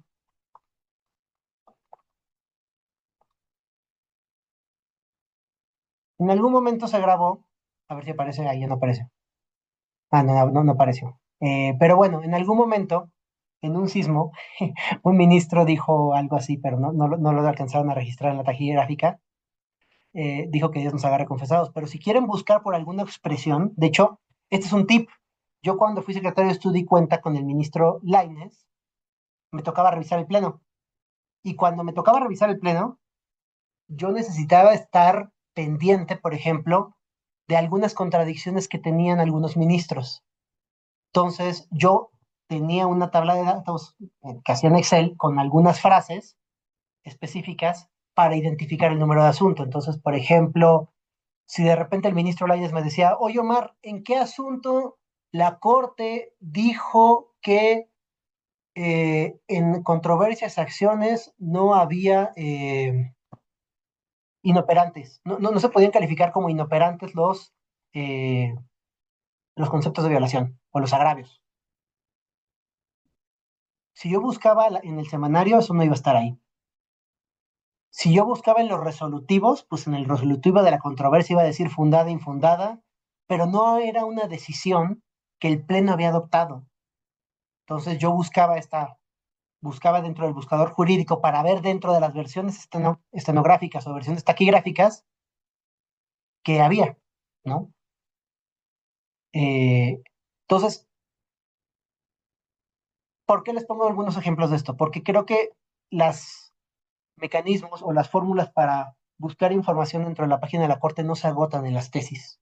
Hay un mar de información que está ahí.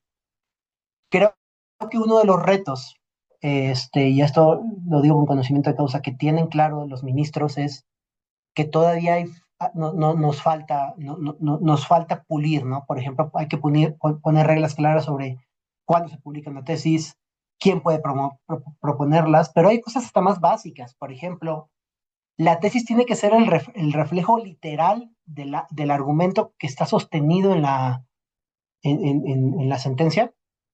Algunos me dirán, claro que sí, porque eso es lo que fue lo que se falló. Yo creo que no, yo creo que puedes tener cierta libertad o cierta flexibilidad para hacer algún tipo de edición sin cambiar el sentido, pero para hacerlo mucho más estilizado, mucho más claro, mucho más correcto.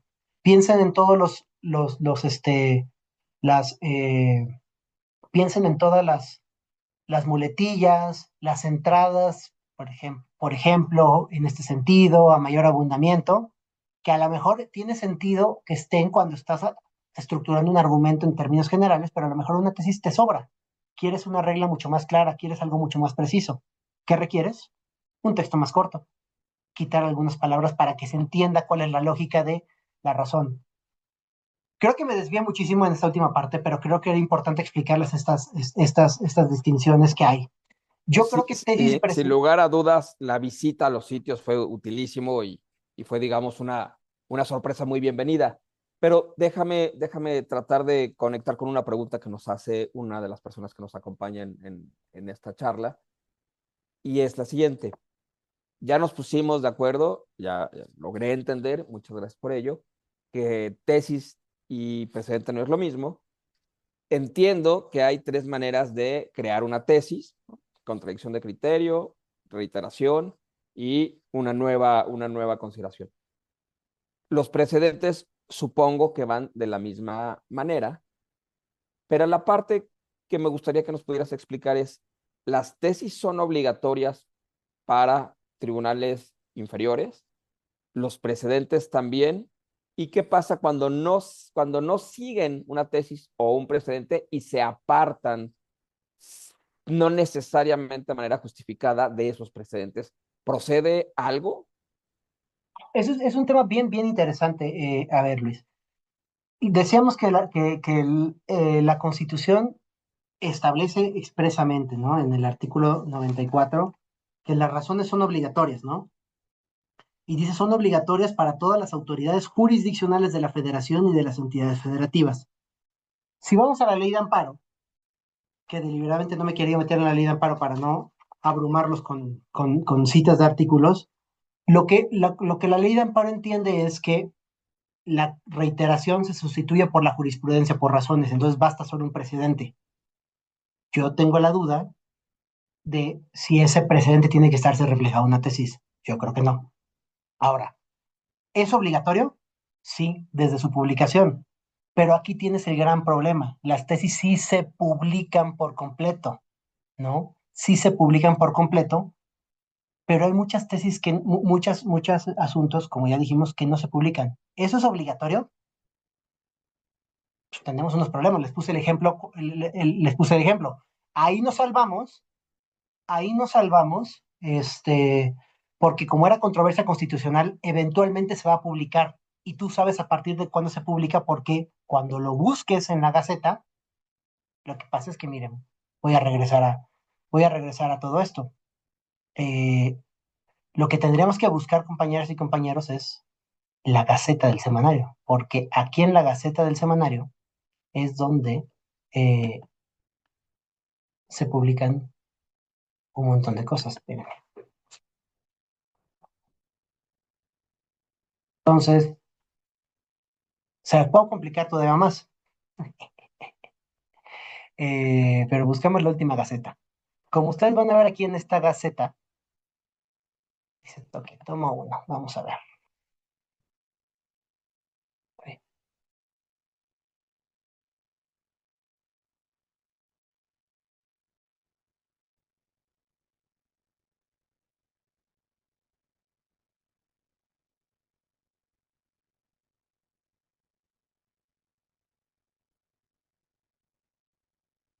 Fíjense, por precedentes. Y lo que van a encontrar en precedentes son sentencias dictadas en controversias constitucionales. Yo creo que aquí hay una falla, y no es una falla de esta integración, es una falla histórica, porque vuelvo al punto, las controversias y las acciones se siguen publicando, o se publicaban, digamos, aquí, porque ya habíamos olvidado las tesis. Entonces, a partir de la publicación aquí, que sabes exactamente cuándo se publica la Gaceta, es que sí tiene que ser obligatoria. ¿Cuál es el problema? Que nadie revisa eso. Y además, uno de los grandes retos que va a enfrentar la Corte, y vuelvo a decirlo, y perdóname que lo diga así porque no quiero echarle tierra, o sea, no estoy echándole tierra a cierta integración de la Corte. Es uno de los grandes pendientes de la Corte que se tenían desde antes, es ayudar a la gente a encontrar fácilmente los criterios en controversias y acciones, porque para quienes no estén muy al día de qué resuelve la Corte en controversias y acciones, era horrible buscar. Incluso como secretario de Estudio y Cuenta tenías que echar mano de tus amigos. Oye, ¿te acuerdas de un asunto en el que discutimos tal? Ah, sí. Entonces a buscar el precedente y a buscar el asunto, a buscar la sentencia en donde la Corte dijo eso. Por eso son útiles las tesis, porque sí te ayudan a buscar más fácil la información. Pero eso es una cuestión contingente y hoy en día con tantas herramientas tecnológicas, pensar en estar atados a una tesis que tiene que ver con un elemento que tiene o que se originó porque en 1917 no había papel para imprimir el semanario, me parece obsoleto. Parte de eso, y por eso se buscó en el pasado, permitirles a las universidades, por ejemplo, se los dimos a la primera universidad que se lo dimos, claramente tenía que ser la Universidad Nacional, se los dimos a muchas universidades públicas eh, y a muchas universidades también privadas para que tuvieran y que pudieran experimentar con el semanario, pero cualquiera lo puede hacer si sabe de APIs. Entonces aquí están las sentencias, aquí está publicado, pero entonces para responder a tu pregunta, pues sí, sí son obligatorios. Oye, ¿Cuál es ¿y el qué problema? pasa? ¿Qué pasa antes de que nos digas cuál es el problema con esto? ¿Qué pasa en tiempos más recientes donde pues algunos ministros o ministras dicen que van a hacer un voto particular o un voto concurrente y luego no lo hacen? ¿Qué pasa? Y tú ya lo decías con el tema de discusiones en el Pleno donde se acuerda mantener un párrafo que no necesariamente es el que va con el sentido del proyecto. Termina habiendo una, no sé si una discrepancia, pero por lo menos una diferencia entre lo que sucedió en la realidad y pasó en la tele, en el canal de YouTube, en la sesión televisada, y lo que termina en el engrose. Eso no nos puede llevar a una especie de, espero no salirme de los márgenes con esta expresión, pero una especie de esquizofrenia jurídica en el sentido de que probablemente citemos engroses que no ocurrieron en la vida real. ese es uno de los problemas que efectivamente identifica, es un reto que, que van a tener, ¿no? Que van a tener, pero a ver, no es de ahora, sino desde antes. Ahí te voy. Para no personalizar ahorita la integración, pero vamos a llegar a ese problema porque sí se potencia y es un problema, digamos, un poquito más grave. ¿Se acuerdan ustedes del famosísimo caso de la contradicción de tesis 293? La famosísima donde Saldívar establece que hay restricciones constitucionales. Y hay una tesis que dice, por 6 votos, la Corte abandona el criterio de Radilla que dijo que las decisiones de la Corte Interamericana eran obligatorias, y ahora que no, cuando son cuando hay una restricción constitucional se establece. Si tú vas a buscar esos 6 votos y vas a la sentencia, tienes como 12 votos concurrentes. Es una locura identificar si esa razón específica es obligatoria o no. Te pongo un ejemplo. A mí me tocó proyectar y simplemente con fines este, ejemplificativos. No me quiero poner yo de ejemplo, sino más bien si hay un error, pues yo asumo el trancazo. Me tocó redactar el proyecto, uno de los proyectos que se presentaron a la Corte en materia del derecho de réplica, ¿sale? Es esta, la acción de inconstitucionalidad 122 que está compartiendo ahora. Y a lo que voy es que desde antes era un caos votar, fíjate, porque aquí vas a tener los votos, pero después de los votos, digamos, fíjense, por ejemplo, pues tiene los resolutivos. Uno pensaría, ay, pues ya con los resolutivos hacen que termine la, la decisión, ¿no? Entonces, por ejemplo, primero es procedente y parcialmente fundada, ¿no? Dos, se desestima tal cosa. Tres, se reconoce la validez. Y cuarto, normalmente la estructura se invalida, ¿no? Todas las porciones aquí están, ¿no? Entonces, imaginemos uno, ¿no? Entonces, por ejemplo, aquí dice, se reconoce la validez de los artículos 2, fracción segunda, porción normativa, que sean inexactos, falsos, cuya en la porción normativa. Pero ahí no acaba la cosa, compañeros y compañeros, se los complico todavía más. Después de los resolutivos, los queridos amigos del área de la Secretaría General de Acuerdos empiezan a mandarnos unos pies. Entonces, por ejemplo, en relación con el primer voto, se aprobó por unanimidad de votos de los ministros Lainez y ta. En relación con tal, se aprobó por mayoría de 7 votos de los ministros tales y tales y tales, separándose de algunas consideraciones. De entrada, oye, ¿y cuáles consideraciones? Ese es un error que tú decías. A lo mejor te mando el voto, pero era súper fácil y era súper común que los ministros en la anterior integración dijeran, me aparto de consideraciones. ¿De cuáles? O voto en contra de consideraciones. O me aparto de algunas consideraciones. ¿De cuáles? ¿Cuál es el gran problema? La reforma de 2020. Y fíjense aquí, para terminar los pies. Punto resolutivo segundo. Se expresó una mayoría de 6 votos, tal, y se dan cuenta que hay un montón de precisiones en los cuales de algún modo la Secretaría General de Acuerdos te va glosando cómo fue o cómo se fue articulando esta votación de cada uno de los resolutivos. ¿A qué voy con esto? La reforma de 2021 está muy mal implementada. La reforma de 2021 debió haber pensado en cómo cambiar la forma de discutir, pero incluso si me dan permiso desde antes a presentar asuntos. Si lo que nos importa son las razones en las sentencias, lo digo con el mayor de los respetos, hay que reeducar la forma de discusión de la Corte. Tenemos que cuidar más las consideraciones porque eso es lo que dice la Constitución que es lo obligatorio. O sea, no es lo que me gusta a mí. La Constitución dice las razones contenidas en las sentencias son obligatorias. Entonces, desde antes, insisto, voy para allá, pero desde antes teníamos un problema.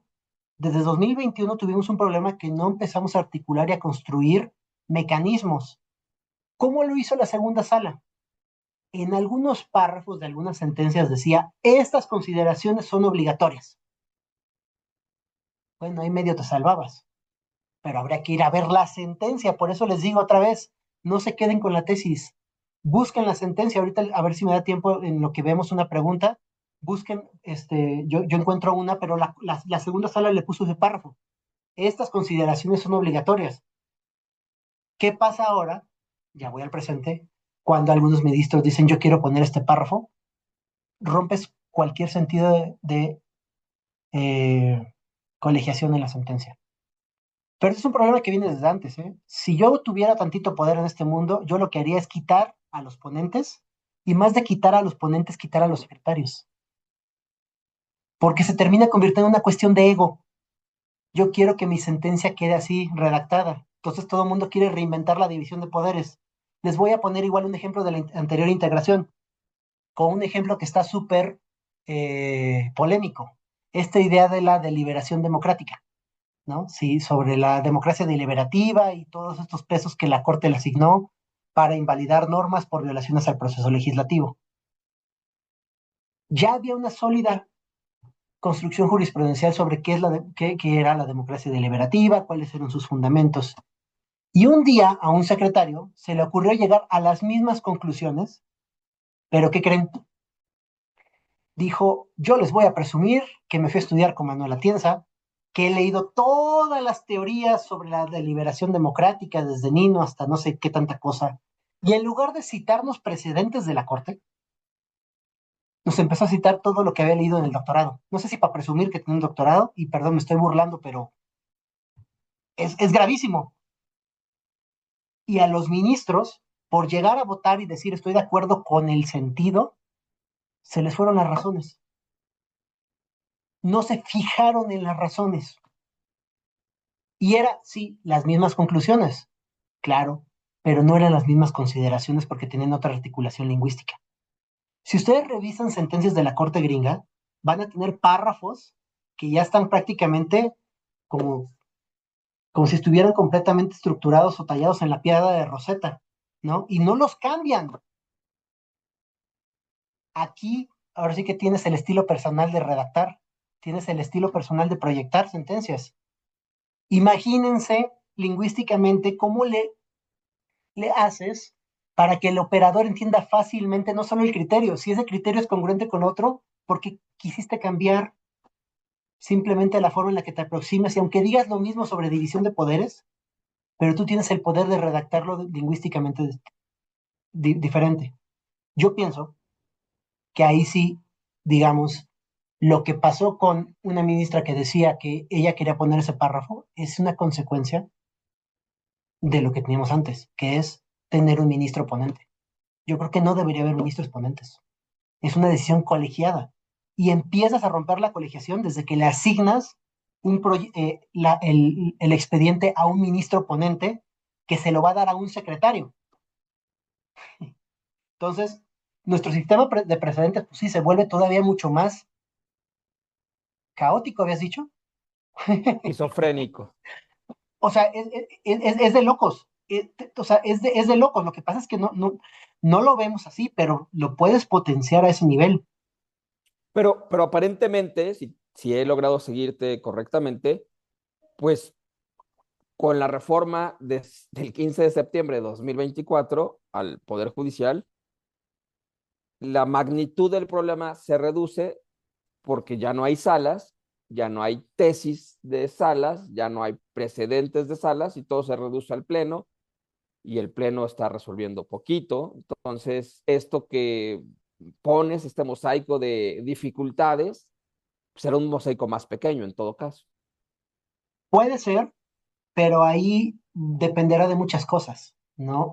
Primero, de qué tan cuidadosos quieren ser para decir me aparto de los precedentes, y es muy válido, ¿no? Y en todas las integraciones cambian, ¿no? Si alguien se escandaliza porque se están apartando de criterios, nada más les quiero que busquen qué decía la segunda sala sobre si CFE es autoridad o no para efectos del juicio de amparo. Nada más busquen entre la novena y décima época. O sea, hay un cambio así de que se murió uno, entró otro, cambió de sala uno y campechano. O sea, la idea del precedente, y ahora sí pienso en lo gringo, como una cuestión de responsabilidad del órgano, con independencia de lo que diga la decisión, de la que sea la integración, no la tenemos porque no tenemos esa cultura. no tenemos cultura del precedente. Entonces, es peligroso que la Constitución diga que tenemos ahora un sistema de precedentes si no hemos adoptado o si no hemos migrado o si no hemos, lo digo respetuosamente, educado. No me estoy refiriendo a los ministros, a la comunidad en general sobre nuestra cultura del precedente, porque cuando tienes cultura del precedente, cuando tienes las razones y no la tesis, es que sí tienes un espacio para decir, perdón, en el asunto tal estábamos hablando de un sujeto, pensamos en libertad de expresión, entre dos, no sé, dos personas públicas, ¿no? O dos medios de comunicación, cuando se peleó proceso con otro y tenían posibilidades de discutir.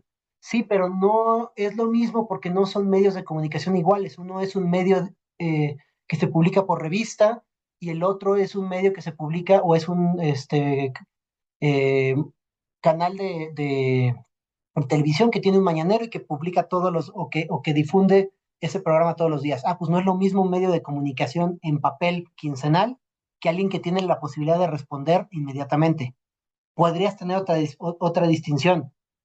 Eh, no es lo mismo una persona pública que una persona completamente privada, para efectos de las intrusiones que puedes permitir en términos de libertad de expresión a su honra y reputación. Todo eso no te lo va a dar una tesis. La tesis te va a dar, en el caso tal se resolvió tal cosa. Tendrías que construir líneas jurisprudenciales para ir concatenando y decir, la Corte ha dicho en tal cosa y la Corte dijo que se reconoce el sistema dual de libertad de expresión, pero después establecimos este matiz o luego nos apartamos. Creo que es urgente que repensemos cómo, si queremos tener un sistema de precedentes, si no, pues nada más borremos otra vez la Constitución o no le hagamos caso, ¿no? Pero creo que es un problema de educación, de argumentación y de revalorizar cómo queremos que el tribunal tome decisiones a partir de un proyecto que yo me impongo, nomás porque me gusta que sea, que diga mi nombre, y estoy hablando de los viejitos, ¿eh? No, estoy hablando de qué pasaba con los secretarios viejos. Es horrible. Oye, pero los abogados litigantes, o sea, tú le hemos dedicado, déjame decirlo así, el 70% de la conversación a decir lo que el Poder Judicial tiene como áreas de oportunidad en este tema de construir y respetar y sistematizar y atender precedentes. Está bien, pero el foro jurídico, los litigantes, hay de todo en la viña del Señor y creo que los operadores jurídicos, los abogados, tendrían, podrían hacer muchísimo más por respetar el precedente, pero creo que los incentivos no están puestos en respetar el precedente, el incentivo está puesto en ganar el caso para el cliente, ¿no? Y pues, si para eso Eso, hay que poner una tesis. eso es muy cierto, eso es muy cierto. Y a ver, no, yo no estoy desincentivando el uso de las tesis. Lo único que digo es, vale la pena, incluso hasta para ser mejor abogado o para defenderte. Yo te diría, tú podrías ser mejor abogado diciendo, perdóname, esta tesis, aunque dice tal cosa, entiende el contexto en el que se emitió. Si tú te sientas y revisas el contexto, en una de esas le das un guiño al tribunal para decir, güey, perdón, esta tesis no es aplicable en el caso. Si piensas de una manera estrictamente formal con una tesis como regla, creo que tu margen para separarte de los criterios o de las decisiones es menor. Si juegas con la teoría del precedente, se te abre un mundo de posibilidades, porque lo que tienes que tratar de argumentar es que esa regla, que está muy bonita, fue tomada en un contexto distinto. Y para eso creo yo, no basta con que la reforma de 2021 te haya sugerido que le pongas algunos hechos, ¿no? Que ahora son los nuevos criterios de las tesis. Entonces, ahí hay un guiño, pero también hay un guiño en términos que nos complica más, ¿no? Porque, a ver, esta crítica que está muy de moda, ¿no? Es que la Corte ahora solo publica 7 tesis. Perdón. O sea, el número te dice una cosa, te dice una inercia, porque pues claro, yo hace rato se los dije, el Pleno es el que siempre ha publicado menos tesis. Oye, ¿y por qué ahorita publica menos? Pues porque tienen un problema operativo, tienen que reajustar los procesos porque no estaban pensando o no se pensó en la implementación de esta parte de la reforma, pero eso no me preocupa. Yo les diré a ustedes, si quieren verdaderamente preocuparse, y no porque haya identificado algo grave, revisen la congruencia de los criterios, revisen si se entienden las tesis, revisen si están claras, pero no de esta época, de todas. O sea, ahí sí hay un trabajo más serio y más fino. Lo que pasa es que es más complicado que simplemente decir hay menos tesis. Se pueden componer las tesis, se pueden corregir las tesis, una tesis ya publicada, ¿hay algún mecanismo para decir, oiga, autoridad, oiga, tribunal, oiga, pleno, esta tesis es incomprensible, esta tesis trae datos equivocados, por favor, corríjala? Antes tenías mecanismos mucho más claros para reconsiderar. Cuando tú le pedías al órgano, y fíjate cómo está la ley de amparo ahorita, fíjate, por ejemplo, ¿cómo se llama? Tenías mecanismos para pedirle al tribunal un ajuste de jurisprudencia, es decir, que la reconsidere, pero se tendría que republicar. Pero primero tendrías que tener un caso específico, ¿no? Por ejemplo, esto fue muy chistoso, ¿no? Me acuerdo, yo era pasante del ministro Cosío cuando se falló el asunto de Radilla, ¿no? El Varios. Y me acuerdo que un magistrado muy entusiasta de Nuevo León, en el momento en el que la Corte decidió inaplicar y decir esta tesis de Fraga sobre que solamente el Poder Judicial puede hacer control de la Constitución y que prohibía el control difuso, la vamos a separar. O sea, nos apartamos de ella. Yo creo que en cuanto colgamos, el magistrado nos habló. Yo estaba con el secretario que se encargó del engrose y nos dijo, me urge la sentencia porque tengo un artículo que quiero inaplicar. Y fue así como, no, espérate, compadre, a ver, de hecho, si ustedes se acordarán, la Corte dijo que ni siquiera en el varios, como no era un asunto jurisdiccional, podía separarse o abandonar la tesis. Tuvieron que hacer una solicitud de modificación de jurisprudencia para eventualmente corregir la tesis. Hoy ya no lo tienes. ¿Por qué? Porque con la teoría del precedente de la ley de amparo, lo que tendrías que esperar es un nuevo caso. Pero ¿qué pasa si no queda bien clara la jurisprudencia?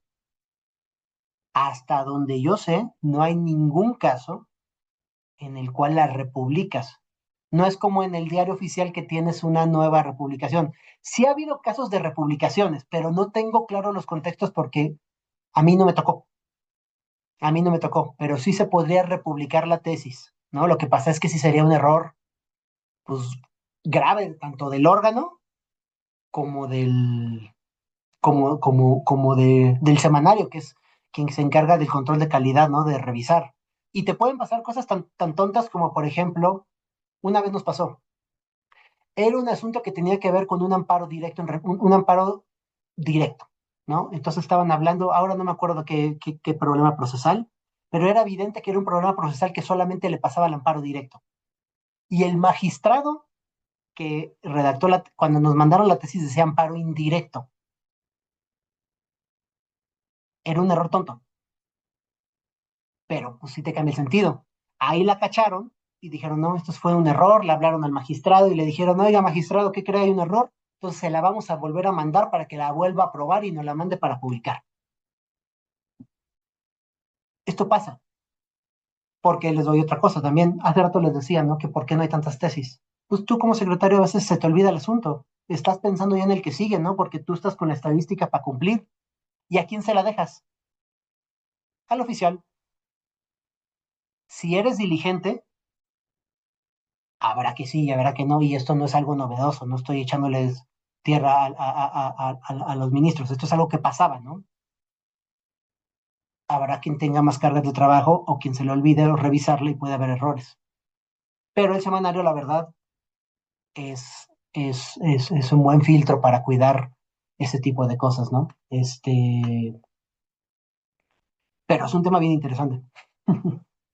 Estimado Omar, en, digamos, los últimos 15 minutos que nos quedan de conversación, tú dirías que y por supuesto la pregunta lo que trato de hacer es mostrar si he entendido o no lo que hemos estado platicando, pero tú dirías que el precedente judicial más importante del continente americano es Marbury versus Madison. Otra vez, otra vez, otra vez, otra vez, otra vez. Claro, claro. En tu opinión, el precedente judicial más importante del continente americano en la historia del constitucionalismo moderno, obviamente, ¿dirías que es Marbury versus Madison? Vale. ay, como, oye, me pones a pensar de cosas así bien complejas. O lo reduces al varios y ese es nuestro precedente más. Ese es nuestro varios. A ver, Marbury tiene una noción muy importante, ¿no? Pero hay libros que también han tratado de poner como a Marbury en su lugar. Yo no sé si es el precedente más importante, pero sí es el más conocido. Este, creo Y que del no sé caso si, Marbury, del precedente Marbury, podríamos hacer 5, 10, 15 tesis, ¿no? claro, podrías hacer 15, 20 tesis, o cuando menos tres, al menos en las preguntas, ¿no? Las tres preguntas que ellos avientan, pues cuando menos tienes tres. Claro. Este, pues yo diría, digo, yo creo que ya fui demasiado, ya generé demasiada polémica con algunas otras cosas, entonces no me quiero echar a los constitucionalistas del mundo, porque además no me siento ni remotamente capacitado para pensar en otros tipos de precedentes. A ver, yo creo que Radilla sí es nuestro Marbury contra Madison de algún modo, porque te reconfigura el sistema de control constitucional. Eh, sí, yo creo que sí. No hemos tenido, con todo el respeto y con todos los trancazos que le han dado, no hemos tenido un asunto de esa misma envergadura que haya incluso eh, reconsiderado un sistema de control constitucional. O sea, pensaste todo, ¿no? O sea, ahí, si se pueden a pensar, ahí pues tienes derivado control difuso, restricciones al fuero militar. Tienes también esto que Cosío le llamaba el parámetro de regularidad constitucional, que pues es mucho más agresivo que pensar en una jerarquía constitucional en términos de tratados y constitución.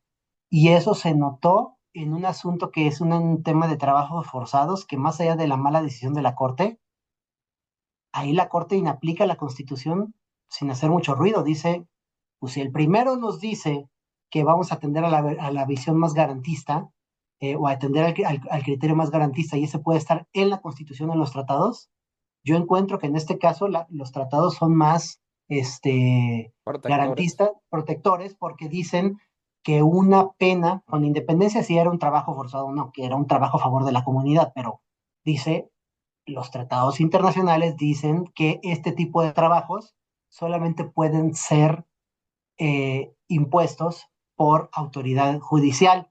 Y aunque la Constitución dice que administrativa, porque está hablando de otro tipo de trabajos, pues no le voy a hacer caso a la Constitución.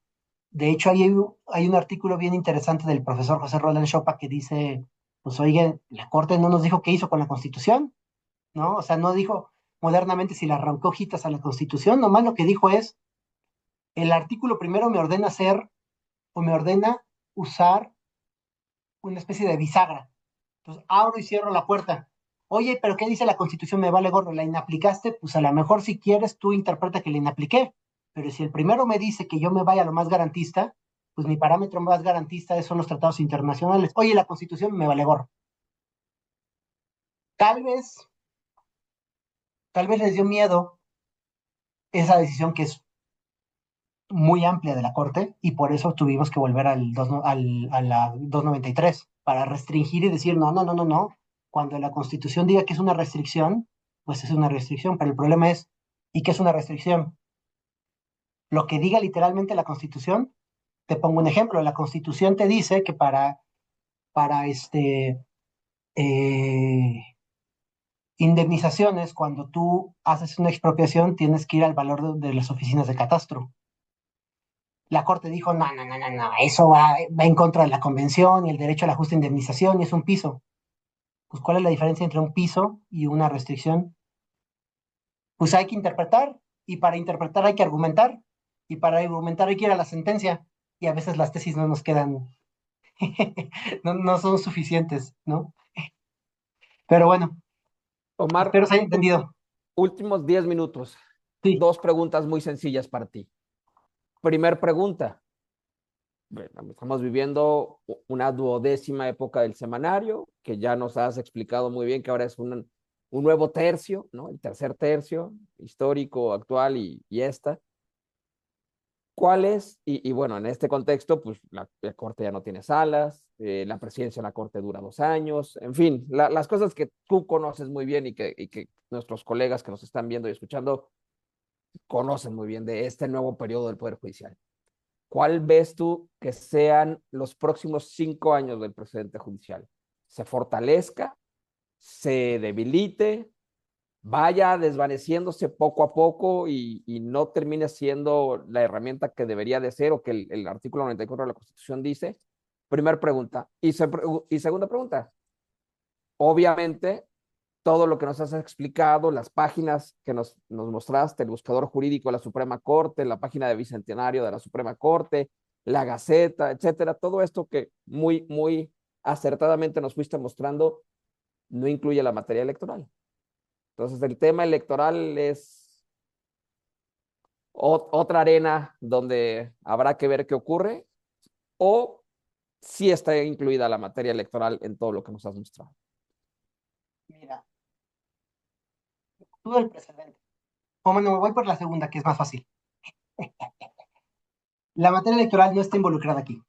Y si les digo una cosa honesta, me da la impresión que aunque no sean tan bonitos, creo que el Tribunal Electoral le lleva un paso adelante a la Corte en materia de cómo sistematiza sus precedentes. Entonces, yo le diría una cosa. Lo que yo les dije, pues de algún modo, pues está pensado, pues sí, para la Corte, y cuando la Corte define un criterio, por ejemplo, respecto que tenga incidencia en la materia electoral, pues va a terminar o tiene que doblegar al tribunal, ¿no? Y ahí la línea de qué es electoral o no no es tan fina, ¿no? No es tan clara.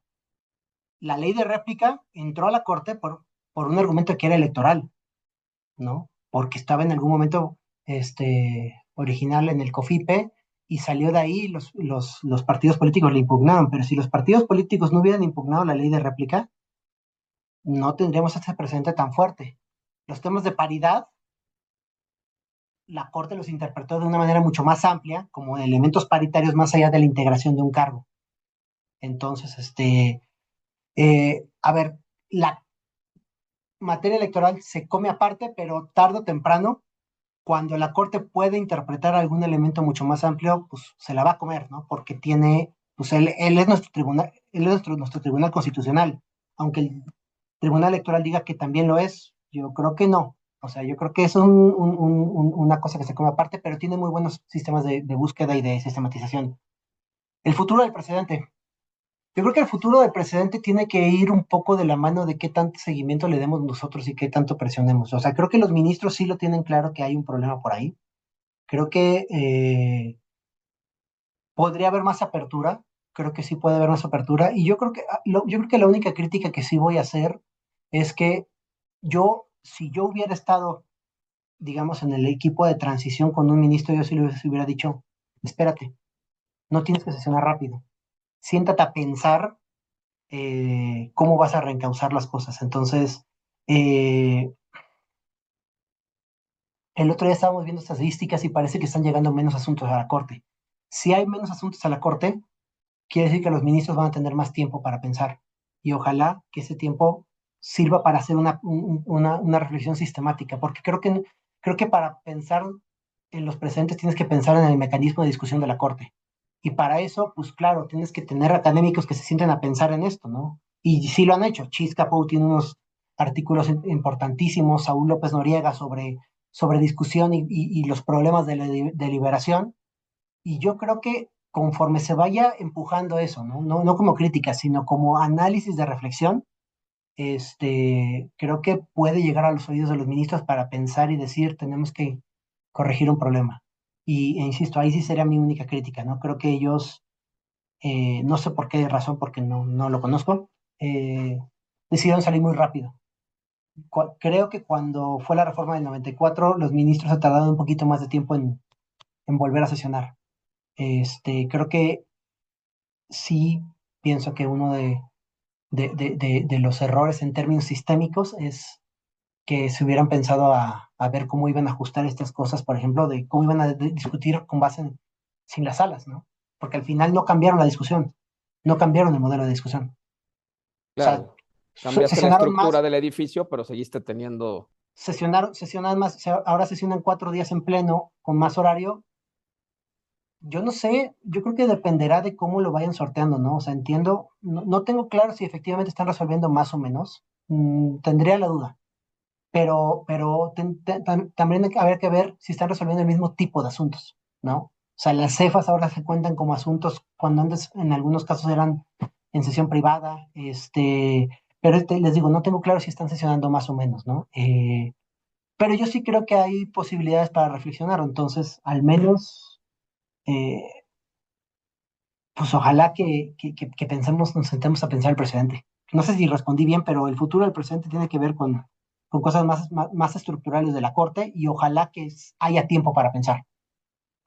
Sí, yo agregaría, me atrevería a sugerir, y las universidades, ¿no? Las universidades tendrían que empezar a darle taller de precedente, de construcción, de búsqueda de precedente a los alumnos, ¿no? No puede ser que hoy las universidades enseñan derecho como antes de 2021 o como antes de 2024. No hay manera. Pero bueno, Sí, eso es de algo acuerdo. que será sumando en capas. Querido Omar, pues muchísimas gracias. No, hombre, gracias a ti. 2 horas muy rápidas, muy interesantes. Creo, ojalá que nuestros colegas que nos ven, nos escuchan, lo hayan disfrutado igual que yo, pero creo que lo hicimos, ¿no? Desde cero, qué es Sí, historia, de dónde viene, herramientas, búsqueda, para qué sirve, retos. ¿No? Creo que el resultado de esta conversación que queda en video para todas las personas que estén interesadas en repetir, reescuchar o conocer por primera vez esta conversación en la página de IntelliJuris, es una gran herramienta sí, para claro. escuchar, para detenerse, tiene su parte histórica y de aprendizaje y tiene su parte de análisis, su parte de anécdotas de la vida real. Entonces, Y de crítica constructiva, ¿no? Porque yo creo que los que estamos en la Corte, la verdad es que lo que queremos es mejorar la justicia, ¿no? bueno. O mejorar el tribunal. Esa es la idea, ¿no? No es criticar por criticar, sino hacer una crítica que ayude a ver los puntos débiles o los puntos que no se están viendo para mejorar. Y para la gente que quiera saber y conocer más de ti, ¿nos recuerdas, nos repitas el nombre del libro que escribiste en coautoría con el ministro Cosío? ¿Cómo no? Denme 2 segundos a ver si lo tengo por acá y aprovecho el comercial. Rápido.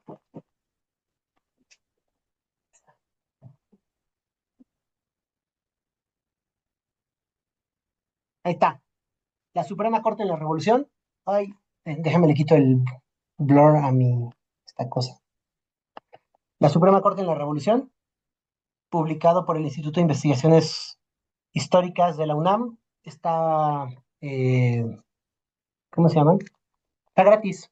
Está gratis en la página del instituto. Ya lo pueden descargar. Creo que tengo como tres y aprovechando para los asistentes aquí, pues, se los vamos a regalar. Si me escriben ahí a mi Twitter, este, ¿Cuál es tu Twitter, Omar? José Omar HS, José ahora Omar sí que HS. HS, Ajá. HS. Sí. Si me escriben A quien te ahí, escriba, le regalas un libro. les regalo un par de libros que todavía, creo que tengo dos o tres, entonces los primeros tres, quien guste y se haya quedado al final, no se haya quedado dormido, ahora sí que van de regalo para los amigos de IntelliJuris.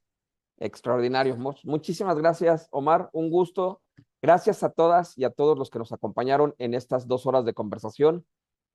Como pueden ver, el tema no es menor, no es sencillo hablar de precedente judicial y darlo por sentado y asumir que son las tesis, pues es un error. Y muchas gracias Omar por tu tiempo, gran conversación y tú sabes que la puerta está abierta para otras colaboraciones en días, en meses, en años próximos. Muchas gracias a todas y a todos, muy buenas noches y hasta la próxima.